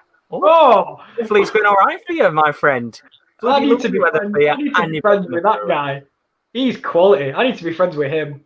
Loving it. You'll have to get us some flights over Nexus. And then Carl said that's why I don't really like BBC commentary. Yeah, he's one of them where I think there's a lot of quality commentators out there. I think Derek Ray is a good commentator. I think Craig Drury's another good one. I mean, Dad's saying I wish ITV had John Motson or Martin Tyler. And as much as I think those two would be nice, I think John Motson is probably doesn't do commentary anymore. I think he gave up with it and retired. And Martin Tyler, it depends which Martin Tyler turns up on the day when he's in the mood to actually commentate, good or not. I love the guys who cover the EFL. They are passion, and that and they were covering one of the games yesterday because they were for a little bit. Yeah, I heard him, and the one guy and it's not I can't stand him. Like I love passion, but Robbie Savage, oh my, pissing life. Shut up. I swear to God, shut up. I think there were a lot of people saying yesterday, Robbie, it's only match day 2, calm down. There's a long way to go still. You might have got through to the next round, but let's see what happens when you get there. But, I mean, the same can be said about us, you know. A credit to them. I think they've got a very good squad, Wales, but at the same time, it's one of those where you don't want to get too excited too early, but I guess Welsh fans are probably less excited than we are for the fact it's supposedly coming home. So I'm with you though. The whole fact I turn on the game, like we were watching the game earlier, Denmark, Belgium, plenty to talk about in that game. I think you could easily get 15 minutes of analysis out of it. Same with Ukraine, Macedonia, and half the coverage during the build-up, during half-time, is about England, Scotland. I understand it's a massive game, but you've got to give respect to some of the other countries, but I don't think it's going to happen over here, because I remember someone putting during the opening game, and he was like, I thought I was going to watch Turkey v Italy, but turns out I've whacked on like a British Isles. But no appreciation for the other teams. Dumfries has come forward though. Here might be a chance for Netherlands. Goes out to play for a goal kick in the end. That kind of sums it up, to be honest with you. But Wayne saying, thankfully, ESPN's commentary team is different from ITV. I swear they've got Derek Ray. I think they've got Derek Ray for some of their games, so they're quite lucky. But I know, I think for ESPN, if I'm correct, they got commentary-wise, they've got Steve McManaman was there. They've got Chris Coleman. Tim Howard was there as well. You don't want Steve McManaman. He's not good. I'd take Steve McManaman over Jermaine Genius any day. To be fair, lad, that's slim pickings either way. You'll have to tell us, Wayne, who's usually on commentary for ESPN. Yeah, they do. I thought they had, because I know I watched a little bit of ESPN's coverage for for what was going on with Denmark. But they got Chris Coleman. They got a few other people as well on there. Kelly Cates was on as well, which I thought Kelly Cates isn't too bad. Chris Coleman's pretty good. The thing is though, it's what people have been saying. Like, you've got the likes of Ali McCoist, Emma Hayes the other day, the Chelsea manager. She was actually quite analytical about the way we looked at the game. As I'll pause just in case that cross came to anything. It didn't in the end. But we had Emma Hayes on. She was really good. And someone did say, we've got these but we choose to have Genus, Steve McManaman calling Mondi in the Champions League every time he picks up the ball. There are people out there that could do it. I just don't think they're willing to change. That's the problem. No, you're not wrong. You're not wrong. And obviously, I've got commentary down, so I've got an honest clue of what they're probably saying. But they'll probably talk about how Wijnaldum's had a good game, and that's about it. Because none of them are from the Premier League. They know Depay used to play for Man United, so it was like when they picked out Turkey's threats, and Söyüncü was the main one from centre back, which is whatever, because he plays for Leicester. But they've got to try and find other players that are hidden gems, and I don't think they will have been talking about Locatelli much up until last night when he really did. He burst onto the scene last night, didn't he? Yeah, and I'm glad because I picked him out as my one to watch for the whole tournament. I think he's a class player, and he's one of those that there will be quite a few players from this tournament that will get moves. And I think regardless of whether he had a good or shit tournament, he would move to a club. But I think that might have just assured him of a big move to maybe a Juve or a Man City, because he's a class player on his day. He is. And he's one of them. Sometimes he can get lost in the names in the midfield. You know, Jorginho plays in the Premier League, so everyone will talk about him. And Barella, he's a really good young player, but Locatelli was the one that didn't get much mention to start the tournament, maybe because he plays for Sassuolo, you know, and not many other. Same with Domenico Berardi, probably didn't get much mentioning. So it's nice to see them type of players. But my one such still haven't bloody played. He's still injured. Who's yours? Sigankov. Yeah. I thought he was going to play some part in the tournament, but we'll have to see in the final group game because Ukraine put themselves in a good position to go through today. Yeah, very, very good position. Look very good. I think for me, when we talked about earlier teams that I think look good, I'd probably, rather than picking Italy, say Ukraine, because I thought it was expected North Macedonia push forward. They needed to go and get something in that match. So it was going to be a little bit more open, as you'd expect. But I think Ukraine looked very good. And when you think about it, they're missing a few of the key players. Marlos wasn't even on the team sheet. Shigankov is still not fit, but if he's fit enough, it'll be someone that can come into the side. I think they've got enough about them to test teams, and it'll be tough in the round of 16 if they get a big team. I think it will be tricky for them, but at the same time, they beat France, they beat Portugal. They can do it on the day. It's just, it depends what Ukraine turn up on the night. Because, I mean, Yarmolenko in this tournament, I don't know what it is about him, but he fucking hates wearing a West Ham shirt, because anytime he wears blue or white for Ukraine, he turns into an animal. Yeah, the thing is with Yarmolenko, and it's one of them things, we know how talented he is. Like, he has moments of real special quality that not many other players can do. Very injury prone, which is a problem. Probably suits tournament football, to be honest with you, because the maximum games you can play is 8, and he can make it through that many. But he is a real different player in this Ukraine team, and he's one of them that I've always thought is like not lost potential, but he has had times where you know how good he is at Dortmund and at West Ham. I remember that late goal he got against Chelsea. He just, because he can't stay fit, you can't give him a consistent run of games, and he can't show how good he is. But maybe that's not what he is. Maybe he's not consistently like a bit like Shaqiri, a bit like Arnautovic, that type of player. Yeah, he reminds me. He's pretty much, for me, he's just a Ukrainian Robin. He's you always know, basically, don't let him cut out into his right foot, because he will go for it. And he is a Ukrainian Robin. I don't think he obviously has lived up maybe to the potential that was expected of him. But, you know, as you said, he has those glimpses of opportunities where he has shown what he can do. And again, like in this tournament, he's had 2 brilliant chances to put the ball into the back of the net. And I think, you know, there's a reason why he was playing for Dortmund a few years ago. And there's a reason why teams like Chelsea and I think Man United wanted him a few years ago when he was in Ukraine. He was a quality player. And I think he's still got it in his locker. And I'd like to see him at West Ham next season as a squad player, because they're going to need squad players. We've been in the Europa League. And I think someone like him as a player off the bench, if he stays fit, it'd be perfect. Yeah, he's again with him. It's true. What a brilliant save that is by Daniel Bachmann. Sorry to... The thing is, this game's been crap. Second half, you've got to admit, Josh. From that moment there, I think it was Weghorst who won the header at the back post, and it was a good save by Bachmann, and it fell to De Ligt. Oh, it was knocked on to De Ligt. Unbelievable. Great reactionary save. The first shot of the second half, by the way. Yeah, hence why we... How poor it's been. Yeah, hence why we were almost asleep. Oh. Yeah, you hit it, Josh. You really did hit it. Into the stands. Yeah, and as we say, that's kind of been the first moment of any sort of quality in this second half. It was a lovely header across by Weghorst, nodded towards goal by De Ligt, a good save by Daniel Bachmann. Big chance. That was the chance to make it 2-0 and kill the game off. I mean, see what you guys have been saying in the chat. Kyle saying Peter Drury and John Champion are my favourite English commentators. Yeah, Champions are, again, another one we don't get to hear much, is Sasha Kalajic has come onto the pitch, and we'll also see another change as well. As Grilic comes on for Lima. Yeah, Grilic. Greg Grilic has gone off. Yeah, we'll have to see what they do with Klajic because, as you said, a bit quiet in that last game. But on as the super sub now, he's got half an hour to try and change the game up, and I think Austria do need it. As Roman did say, obviously with Genius, he said in this game, talk about how Weghorst didn't take the shot and laid it off for Depay, saying that he can't finish. The man has been in double figures for the past 3 seasons, but he wouldn't know that because he didn't do the research, no doubt. Yeah, don't. This is the problem. And here is Weghorst. And well, maybe okay, right. Right. We'll ignore that.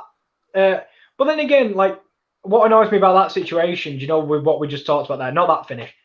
Yeah. When De Bruyne earlier didn't shoot and got the pass, because Hazard finished it, it's what a magician De Bruyne is, and I agree. But because Weghorst squared it and he's a striker, it's a bad thing. I don't understand. It's biased, isn't it? That's what it is. It's just biased. It is. If, as we said before, it's if you know any player that's played in the Premier League, then that is the person they'll focus on, regardless of another player might be the best player in the world, but they don't play in the Premier League, so it doesn't matter. Well, did you watch Slovakia? I did, yes, but I can't remember who they picked out. I know they were talking about Andre Duda, and Andre Duda played very well. But every time he picked up the ball, he had a bad spell at Carrow Road. Right, that's fine. Not every time he picks up the ball, I need to be reminded of his not great spell at Carrow Road.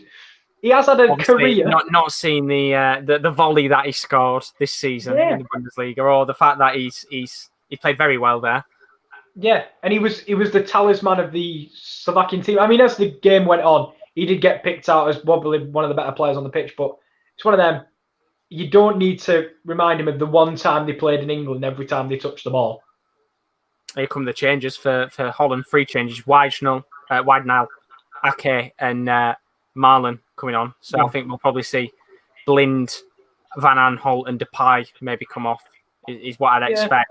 Maybe Weghorst, and they just go with the 2 pacey players up top. Another Blind is the first one off. Another player with a bright future, Windal from AZ. Good player. Yeah, that's why it surprises me a little bit that he wasn't starting. I think he's had a great season at Alkmaar. Brilliant player. Another player that I think has got class about him, and it is Weghorst that'll come off for Daniel Marlon. Very excited to see how he does.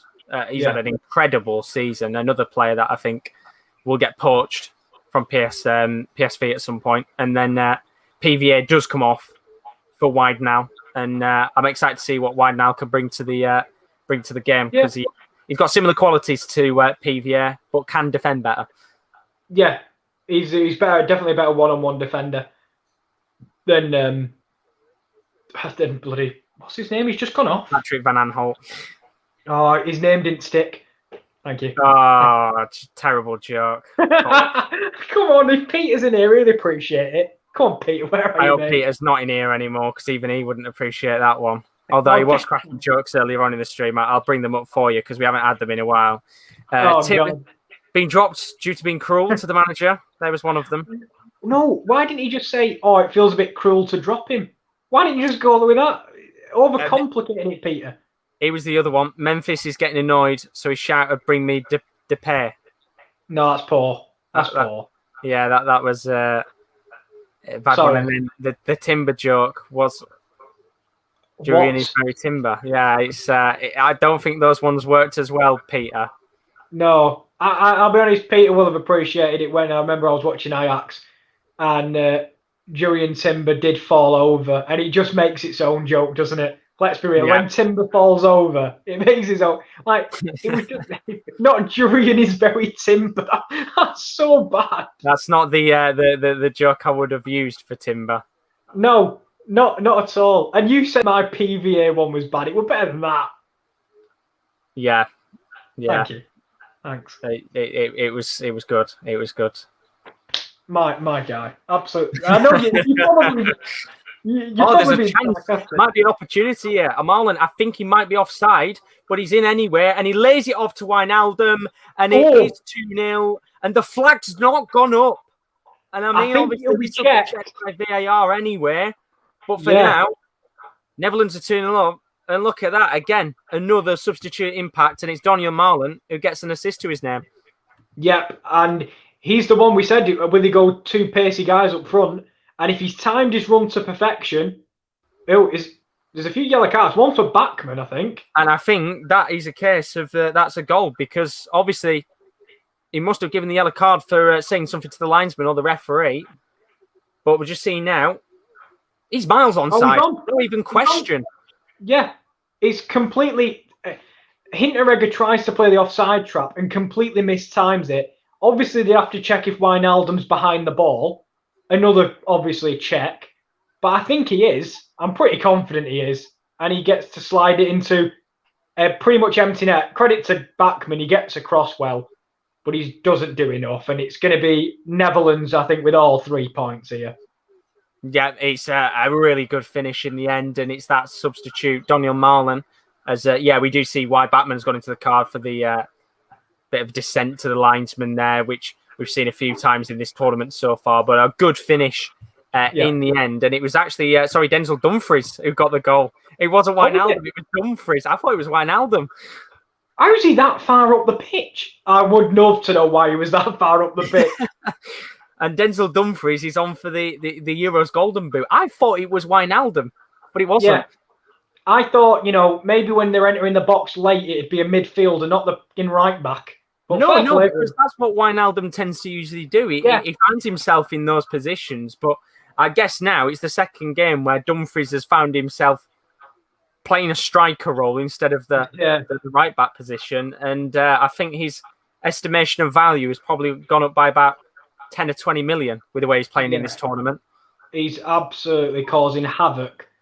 And it's amazing. He's causing havoc at the top end of the pitch. I know his job is at the bottom end, but he's had a very good tournament. And in the first game, we said he could have had a couple. He now has a couple for the tournament, and deservedly so. Amazing from the right back to be in that position with the striker. The Golden Boot. Yeah, absolutely quality from him. And he's, as you said, definitely adding a couple noughts to his move. As Alaba, who's already got his move, hasn't been in the game at all like last week. And Austria have just been poor. Yeah, it's what I said before. I worried about them because it took them 70 minutes to break down North Macedonia. And that's just because their legs were tired. And, even then, you look to that first hour of action as there's your man, here he is, Lazaro. Yeah. They don't have much quality about them. And I think the best example of a team that does was Denmark. If you look at Denmark's squad, very similar in rankings, I think.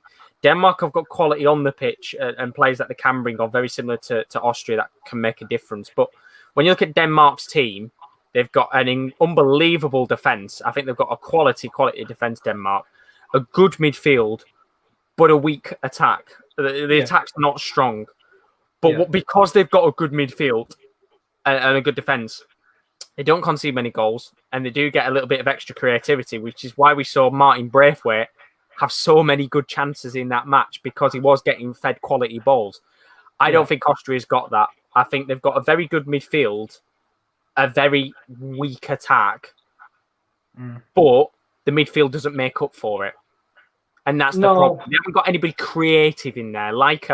It's mad to say, but Højbjerg, as much as he's a defensive player, he can create and he can make stuff. And same with Daniel Vass. I don't think Austria have got that, bar Sabitzer. Yeah, I think so.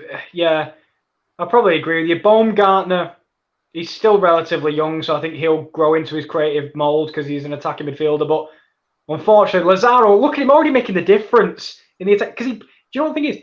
He's threatening them in behind the defence. They've actually got something that defenders have to look over the shoulder, whereas with Kalajic, he's going to be in front of you most of the time because he ain't going to make the running behind, which I agree with you. With the form he's had this year, you do think it could have been Kalajic coming into the tournament. Just hasn't come to light in this tournament yet. Oh! I thought it was that ball was just rolling and nobody decided to go to it. They all just watched the ball and hoped that didn't walk into the back of the net. Look at this again. Comes off multiple players and they all just watch it go by, and that is so lucky that didn't roll into the back of the net. Yeah, an incredible delivery by Valentin Lazaro, and it's another good one into the box again. A man down in the box, but he looks to be getting up now. But you're going back to your point before. I thought we were actually going to get a goal to make it interesting. I think Austria are very one-dimensional. They haven't got a player, a striker specifically, who, as you said, can run in behind. You know, you look at Netherlands; they've got 4 strikers, 2 of quick pace that can run in behind, and 2 of the target man role. Austria, unfortunately for them, a role of the target man role pretty much, which is really lucky. They don't have nobody with that quick burst of pace as Depay. Obviously must have seen somebody in the crowd to take that ball to. And none of them are real consistent goal scorers, apart from Kalajic, who really did burst onto the scene this year. Anisiwo, not consistent, still relatively young, so, you know, what can you do about that? But apart from that, I don't see a person in this team that can carry them on a national stage, like a little bit very similar to Switzerland as well. I think Mbolo's very good, but he's very polarizing. Seferovic hasn't really translated. Again, very similar to Kalajic. Had a great season, very similar play styles and figure, but nothing coming of it. And again, that's where you want him to keep hold of the ball and bring others into play, and he loses it immediately. And look at it now. Here comes Denzel Dumfries on that right-hand side. I've already got a goal in this game. Going to lay it off to the path of Daniel Marlin. And there might be a chance here to get a third, which would be quite nice for the Dutch, especially with how the other big teams have performed in this competition so far. We've not had any blips, I would say. I thought we were going to get the shock with Denmark, but unfortunately they couldn't hold on. And Russ Vernon saying his favourite commentary duo, of course, Clive Tilsley and Ali McCoy, which was nice to have that on earlier on today. It's just disgusting to the fact that they are the second-hand commentators to Sam Matterface and Lee Dixon, which I think is a complete disrespect. As we're going to see another change here, and it is Gravenberch who's coming on. And as we expected, Darunu has got a yellow card to his name, comes off. And with 17 minutes, I am really looking forward to seeing what he can bring to the game. Yeah, I'm very excited as well. I think he's very different to Darun. He's not primarily like a sole defensive midfielder, which is what Darun is. Three midfielders that are kind of good at doing everything. Yeah, he excites me, Gravenberch. He's box to box. He's got a bit of creativity and flair about him, and had a very good season. Probably his best in an Ajax shirt. And again, he's another one of the players, as we were saying earlier, another one for the future, where in 4 or 5 years' time he could be the one player pinpointed in the team as the star for the Dutch. Yeah, there's a few of them. There's a few of them coming through. A lot of them in the defensive areas, but yeah, I agree with you. Another one I did put this. I remember doing the article. Is it kind of the heir to Frankie De Jong in the midfield? Like once he left, there was a big hole for them to fill, and give it a couple of years, and Gravenberch is going to be that player. Maybe even this year he takes that next leap, because he has come on strides with a more predominant role in the heart of the Ajax midfield. Yeah, definitely is. There's a ball into the box and straight into the hands of Martin Stecklenburg, who again has had a fairly easy tournament so far. He's not had much to do in this game at the very least, as we see a few of the fans together. Yeah. I mean, if I was an Austrian fan, I'd be so bored. There's just nothing happening in this game for him. No, they've really not been at all threatening at many points of this game. We had that one moment from the corner, which trickled past the post. But besides that, just a really flat performance from them. Yeah, it's just, as I said, one-dimensional. This is why I don't see them getting through. Or if they do go through, whoever plays them will be very happy to play them, because I just don't see them as a good enough threat to go far in this competition. Here's Lazaro, though. He's looked very lively since coming on, but look at that. Great Denzel Dumfries, even after 75 minutes of playing, has worked his socks off, and he might have just injured himself here. Hopefully not for the case. Oh, no. It's just looking like he's in a private area again. Yeah. The thing is, what I will say is Lazaro's also brought just a little bit of energy. Just someone that's going to pick up the ball and make something, or attempt to make something happen at least. Look, he hasn't got the world's best quality, but he's trying to make something happen. It's going to be a throw into the Dutch, actually, in the end. Yeah, it's good little bit of work there from Dumfries, but you can see the way he's looking right now. He does not look good whatsoever. Hopefully, he's all right to continue. He tries to run a bit. Keep my eyes out on him to see if he keeps gingerly moving about.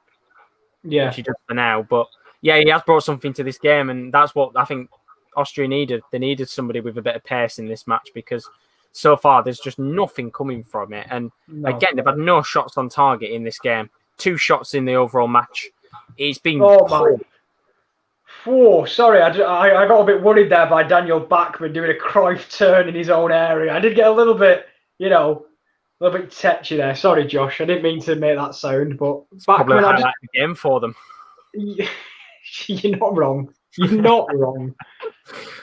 Oh, I think this is the thing, isn't it? I think there's a reason why they'd never won a Euros game. Yeah, there's a clear reason.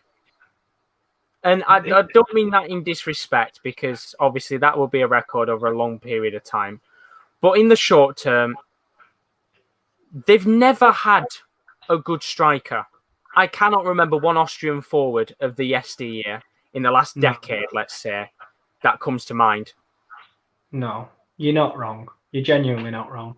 That's the disappointing part for them. They're so unlucky that they probably haven't had a prodigy striker that's come through, and maybe Kalajic is the one that does, but they are an average international team, and that's the shame for them. There are other teams around them that have got better players. Like I said, Denmark, for example, have got quality around the whole pitch, regardless of the fact that they haven't got a good striker. But for me, Austria they're lacking in certain areas. They're blessed with good defenders, not with good attackers.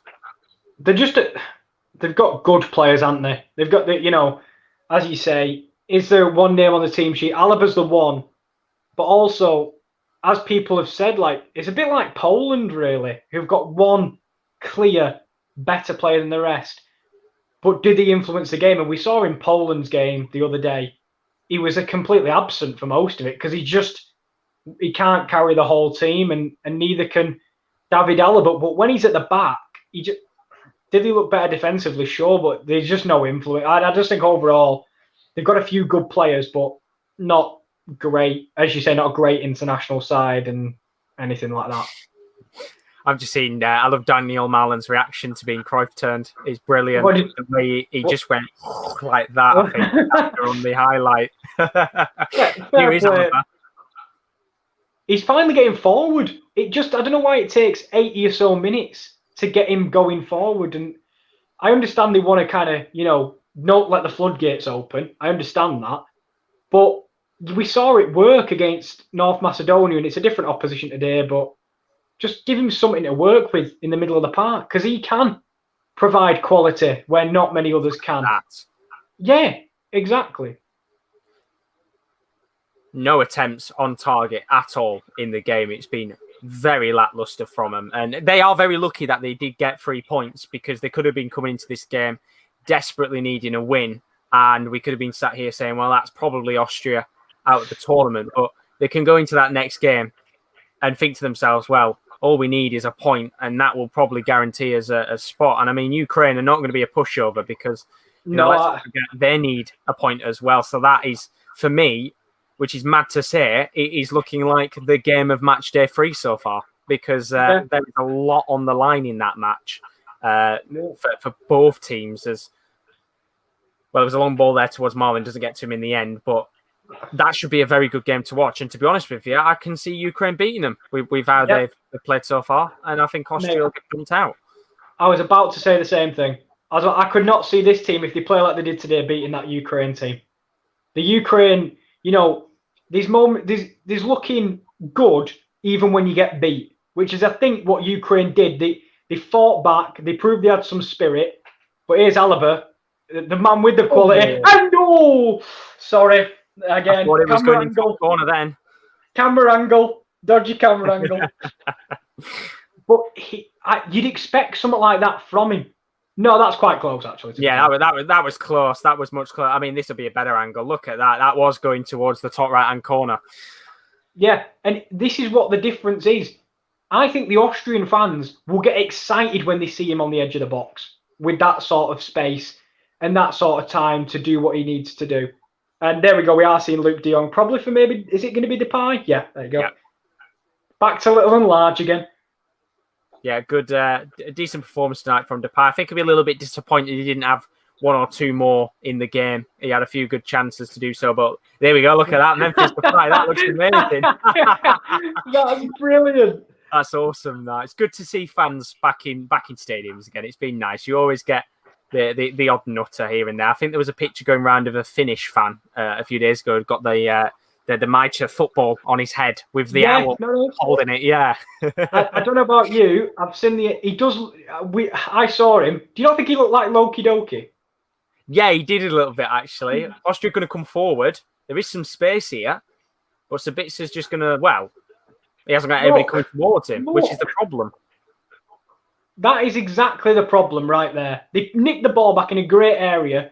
There is absolutely no one in the attacking third making the right run.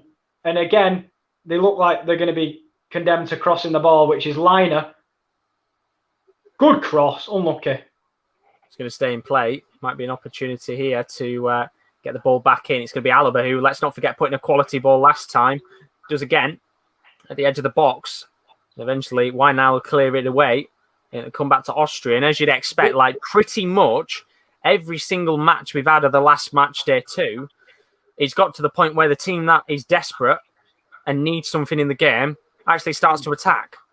Yeah, the Netherlands at the point where they look like they can't get out at the moment. Every time they clear the ball, it'll be another wave. It's unfortunate. Here we go.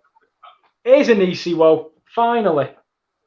Just took them 83 minutes to bring him on. We'd assumed that had it been a normal game, we'd have seen probably an Arnautovic on a little bit early, but Lineheart comes on like he did last time for Dragovic. And then we see Schlager come off and Isiwo goes up top. So there'll be a few players up there, as Peter said it's coming home. And then Chris said some England fans need to stop living with the birds and stop living in Narnia world. So you're going to respond to that, Peter? It's just, yeah. Interesting. I hope Anisiwo puts in a good performance to prove to the manager, that he can. I want him to come on and make a difference. I really do. Oh, God, what's happening? Don't. Well, we'll stop for a minute because it's flicked over the top. Go on, Anisiwo, lad. Oh. And the thing about that header as well is there's not much more he could do. He put that right into the bottom left-hand corner, and we've seen Klajic close up, of course, with a brilliant, what could have been an assist, but I think in that situation, again, you want Klajic there. Yeah, I've got one issue, and the fact he's got to generate all his own power. He's got to try and force that, and it's unfortunate because it's very hard, because it was such a floated ball. There was no pace on it. Oh, yeah. Why am I echoing? I can't hear any echo. You're all good. I can't hear anything. You're all right. Don't worry about it. He is wide now. Edge of the box. Going to try and play it in here. It's Nathan Ake. Probably getting more game time this season for Netherlands than he has for City. Yeah. And he's going to play it all the way back. And Peter said, stop the pessimistic attitude, Chris. Come on, give me a cuddle. Oh, I forgot social distancing. Well, July. Come on. More drama than Netherlands-Austria right now with Chris and Peter. Yeah. But Anisiwo had the chance to make the difference, and I got really excited because I thought my prophecy was fulfilled. He'd come on and made the difference.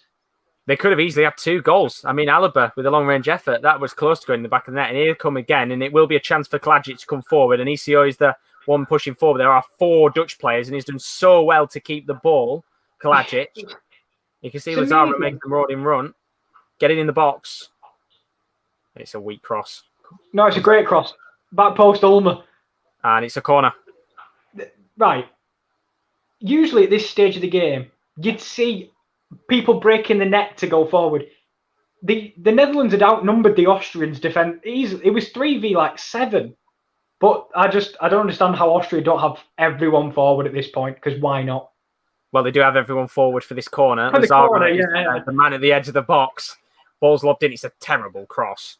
Really bad cross. Out-swinging ball that I think it was going to be very hard to get that on target anyway. And in the end, it's going to be just a throw-in for Liner to take for Austria. And as you said, I think when we looked at Denmark earlier in their game, they pushed everybody forward. And now, of course, it's a little bit more desperate because they've got nothing on the board. But even then, they pushed everybody forward, and they really took it to Belgium in the last 15 or 20 minutes. And they could have had chances to put the ball in the back of the net. Yeah, I definitely think that's the case.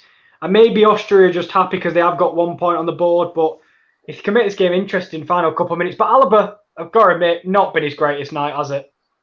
No. Very unfortunate for him with the mistake that he made. It's not been his best night in the world, but as we said before, 3 points for him is not too bad. And I think the perfect point that Kyle's made, and I agree with him. They haven't really had to work for the win, and that's very true.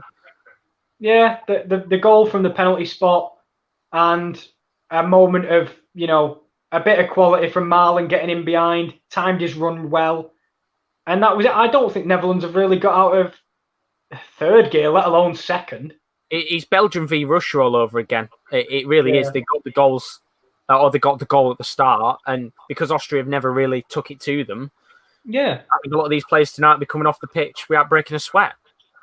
Yeah, I completely agree with you. And a man that's had absolutely not much to do until caught the ball earlier was Stecklenburg. What second are you on? Sorry, just a quick question. I'm on 39-40. Oh, he's done a Cruyff turn again. You're 1 second ahead, that's all. I just wanted to know, because I think it was earlier when the ball trickled past the post.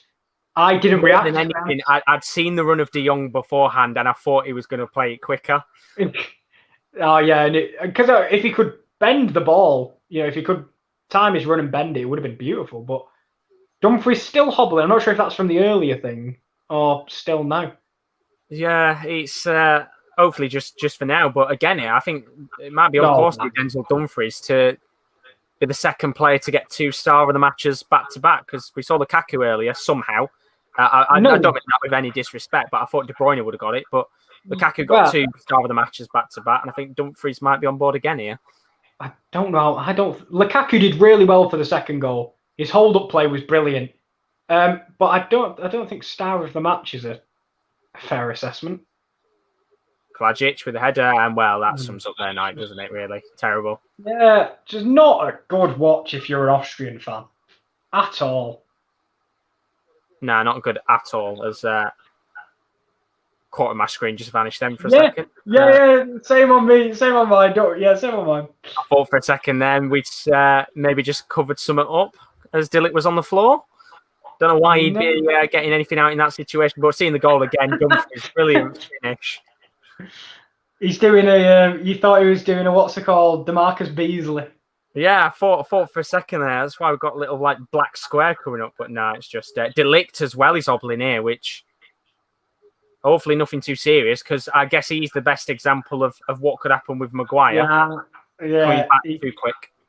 He's trying to run it off, and this is the rush. He started it. No, he's not going to rush. He's down. This is the thing. They took off Blind, which I understand, of course. But it's cramp. Oh, that's not as bad then. That's not as bad. No. We've seen a lot of players pulling up with cramp in this tournament, which I understand we Delict a little bit more, because obviously this is his first game back in quite a little while. But was it when he leaped? Yeah, I've got to admit, I remember. It was the stud. It was as he'd gone down, one of his players had stood to gone onto his leg. As they'd gone to leap for the ball. But what does that do about it? The whole cramp situation. What does that do? I mean, it's probably made it worse for him. Yeah. The fact he's got cramp as well as that. But yeah, you can see, I think as he'd gone down, I think one of the other opposition players gone to leap for the ball and then stood on his legs. So realistically, he shouldn't have felt it whatsoever if he'd got cramp. But maybe it's just made it even more worse for him. 4 minutes of additional time. To be honest with you, mate, I think Netherlands could play with 10 men and they'd still be miles ahead of this Austrian team at the moment. It's a really poor night from Austria, got to admit. Yeah, it's not been good whatsoever. Chris has put in the chat, suppose Pete already booked parade tickets after beating San Marino 5-0 in a friendly. With all due respect to San Marino, a bunch of toddlers could score the same amount of goals as we did. And Pete said, don't stop me dreaming. Oh, God. Oh, and like that, good to see. De Ligt, I think he's just going to run out the last 3 minutes of the match, and hopefully in the next 3 minutes we don't see anything worse, as David Klaassen looks very bored on the bench. I'm not going to lie, but I guess that's the risk you take, doesn't it? Really, holding him on for the last 3 minutes of the match. I don't know. I think they might have made all subs, to be honest with you, mate. Have they? Let me have a look and see if they actually Marlon, to really care. They made 3 at once. Then they added De Jong and Gravenberch. I think, to be honest, even now, you could probably take him off and just play with 10 men for the last few minutes. Yeah. Mate, Austria are causing you no problems at all in this second half. Not doing a great deal, are they? What will be nice in the final match day is you will see, I think personally, depending on what they want to do, some of the players who haven't had much game time get on the pitch, like Klaassen, who's not played at all. Put him in, because you're probably going to top the group. And I think, actually, wait. Yeah, because they beat Ukraine. They can't finish not top because apparently, I think it's head-to-head now. Yeah. So I'd just play some of your lesser players, some of the younger lads, get them in as well. And we'll see.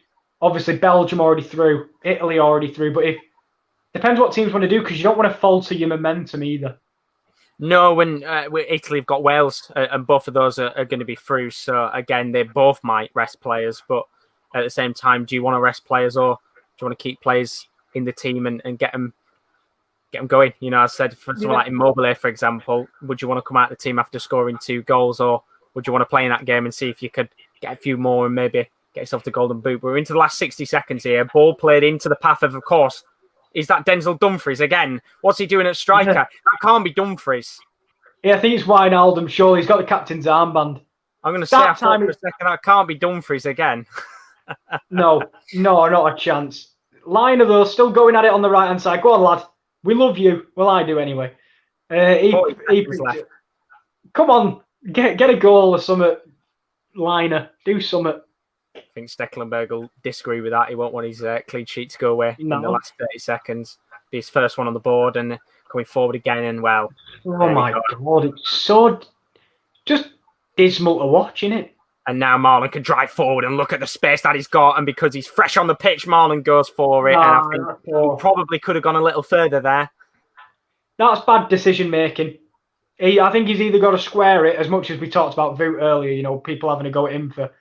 Marlon's in bottom right. Brilliant. Quarter of the screen still had him on it. But yeah, I think you've got to square that, pull it back. Yeah, and ultimately it won't mean too much in the respect to the actual result of the game.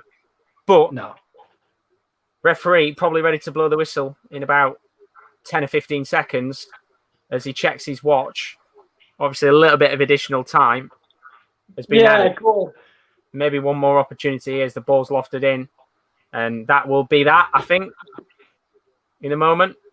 Whistles him out, and that's it. And that is a second win on the board for the Netherlands. And as we said before, they have not had to break a sweat in this game. It was a very simple result. First goal in the match coming from Memphis Depay. And then the second goal of the game coming from that man again, Denzel Dumfries, who has had a stellar tournament so far. And in 2 games now has 2 goals. As for the Austrians, well, they've got 3 points on the board. It was a free hit, I guess you could say. And they're going to the last match against Ukraine, knowing that realistically they need a draw, just like the Ukrainians do. So that'll make for a mouth-watering fixture. Both of them will want to go for the win to finish second. But Netherlands top the group. It's a grandstand match between Ukraine and Austria for the last spot. North Macedonia will finish bottom of the group, no matter what happens now. And ultimately, it'll make for an interesting end to Group C, won't it, that game? Yeah, that is the one I have circled in my calendar at the moment for the group games that mean the most. I think you could also look at the likes of Switzerland, Turkey. There's a lot riding on that for more the Swiss than the Turks. But if Austria have any chance of going through, and the same for Ukraine, ideally they could both play out a draw and then they'd be okay. But we'll have to see. It's the one that does have a lot riding on it. Arnautovic will be back. Does that bring a little bit of a different dimension to the Austrian team? Maybe. But very poor tonight. And the Netherlands, a team we kind of said, you know, could underperform this tournament, haven't had to get out of third gear tonight, so I don't think this is a good gauge for them. But they are into the knockout stages and will be playing last 16 football. Exactly, and it's a very good result for them indeed, and a good start to the tournament for Frank de Boer. And we've got more content coming up on the channel over the next few days. As we said, Netherlands v Austria is all done and dusted, and as we see, of course, Netherlands now officially qualified. Interestingly enough, actually, both teams, before I'll just go through the rest of it, on 0 goal difference. So I just saw that. It's so tight right now. We've got Sweden versus Slovakia tomorrow. That's in Group E. We've run from 5 to 2. We'll have Croatia, Czech Republic as well now, which Kieran's going to cover. That's the 5 o'clock game. And then 8 o'clock, it'll probably be myself and Rowan for England, Scotland. Maybe even Will might be joining us for that as well in Group D. Will join us for the first time. Hungary, France, 5 to 2 with Rowan. That's on... what day would that be? That would be on Saturday afternoon. And then Saturday night, we've got 5 o'clock, Portugal, Germany. And then 8 o'clock, we'll have Spain versus Poland as well. So lots to look forward to over the next few days on the channel. Don't forget as well, you can check out our social media as always. As you can see on the screen now, voila. Twitter is at @the_top_corner. And Instagram is _sportcorner_. Highly recommend. Do go in and checking that out if you want to see when we do go live on the channel. Links are in the description and in the chat, as Carl always does. Greatly appreciated, my friend. Very quickly to just go through the comments before we go. Peter saying he got Chris rattled. Chris then said, I'm calm actually, because I know I could be proven right again. I was proven right about Turkey being overhyped to start the tournament. Carl said Italy will want top spot for an easier draw. Maybe if they draw, win against Wales, so may play a strong enough team, as he did also say a good win for Netherlands as well. Chris said, I'm off now, lads. Take care all and keep dreaming, Peter, mate. Keep dreaming, Peter. Chris, you will need to do a forfeit if England win the Euros. Don't need to do anything, Peter. We love them both. And then he said, because you're scared, Chris, it's going to happen. Oh, he's called out, buddy. Oh, unbelievable. You bring the drama to the chat, and we love it. Wayne saying as well, good night. Can't wait for the England game tomorrow. England, Scotland, what do you think is going to happen? Because, of course, you're not going to be there for it because we've had issues trying to connect up. What are you feeling? It's coming home, so we'll go with the win. But no, I think it'll be a very tight affair, and I do think they'll have us extremely nervous at points. But I think we'll eke out a 2-1 win. Interesting. Well, we'll have to see what goes on tomorrow. As we said, England, Scotland got a whole host of the games as well. All 3 games covered tomorrow. But massive thank you to KL as always. Greatly appreciate it, my friend. Thank you very much indeed. We'll be back tomorrow. Sweden, Slovakia is that next game at 2 o'clock. Should be an interesting one. Of course, both teams having a brilliant start to their life in Group E. But otherwise, have a fantastic morning, evening, or afternoon, wherever you are. And we hope to see you again soon on the Sports Corner.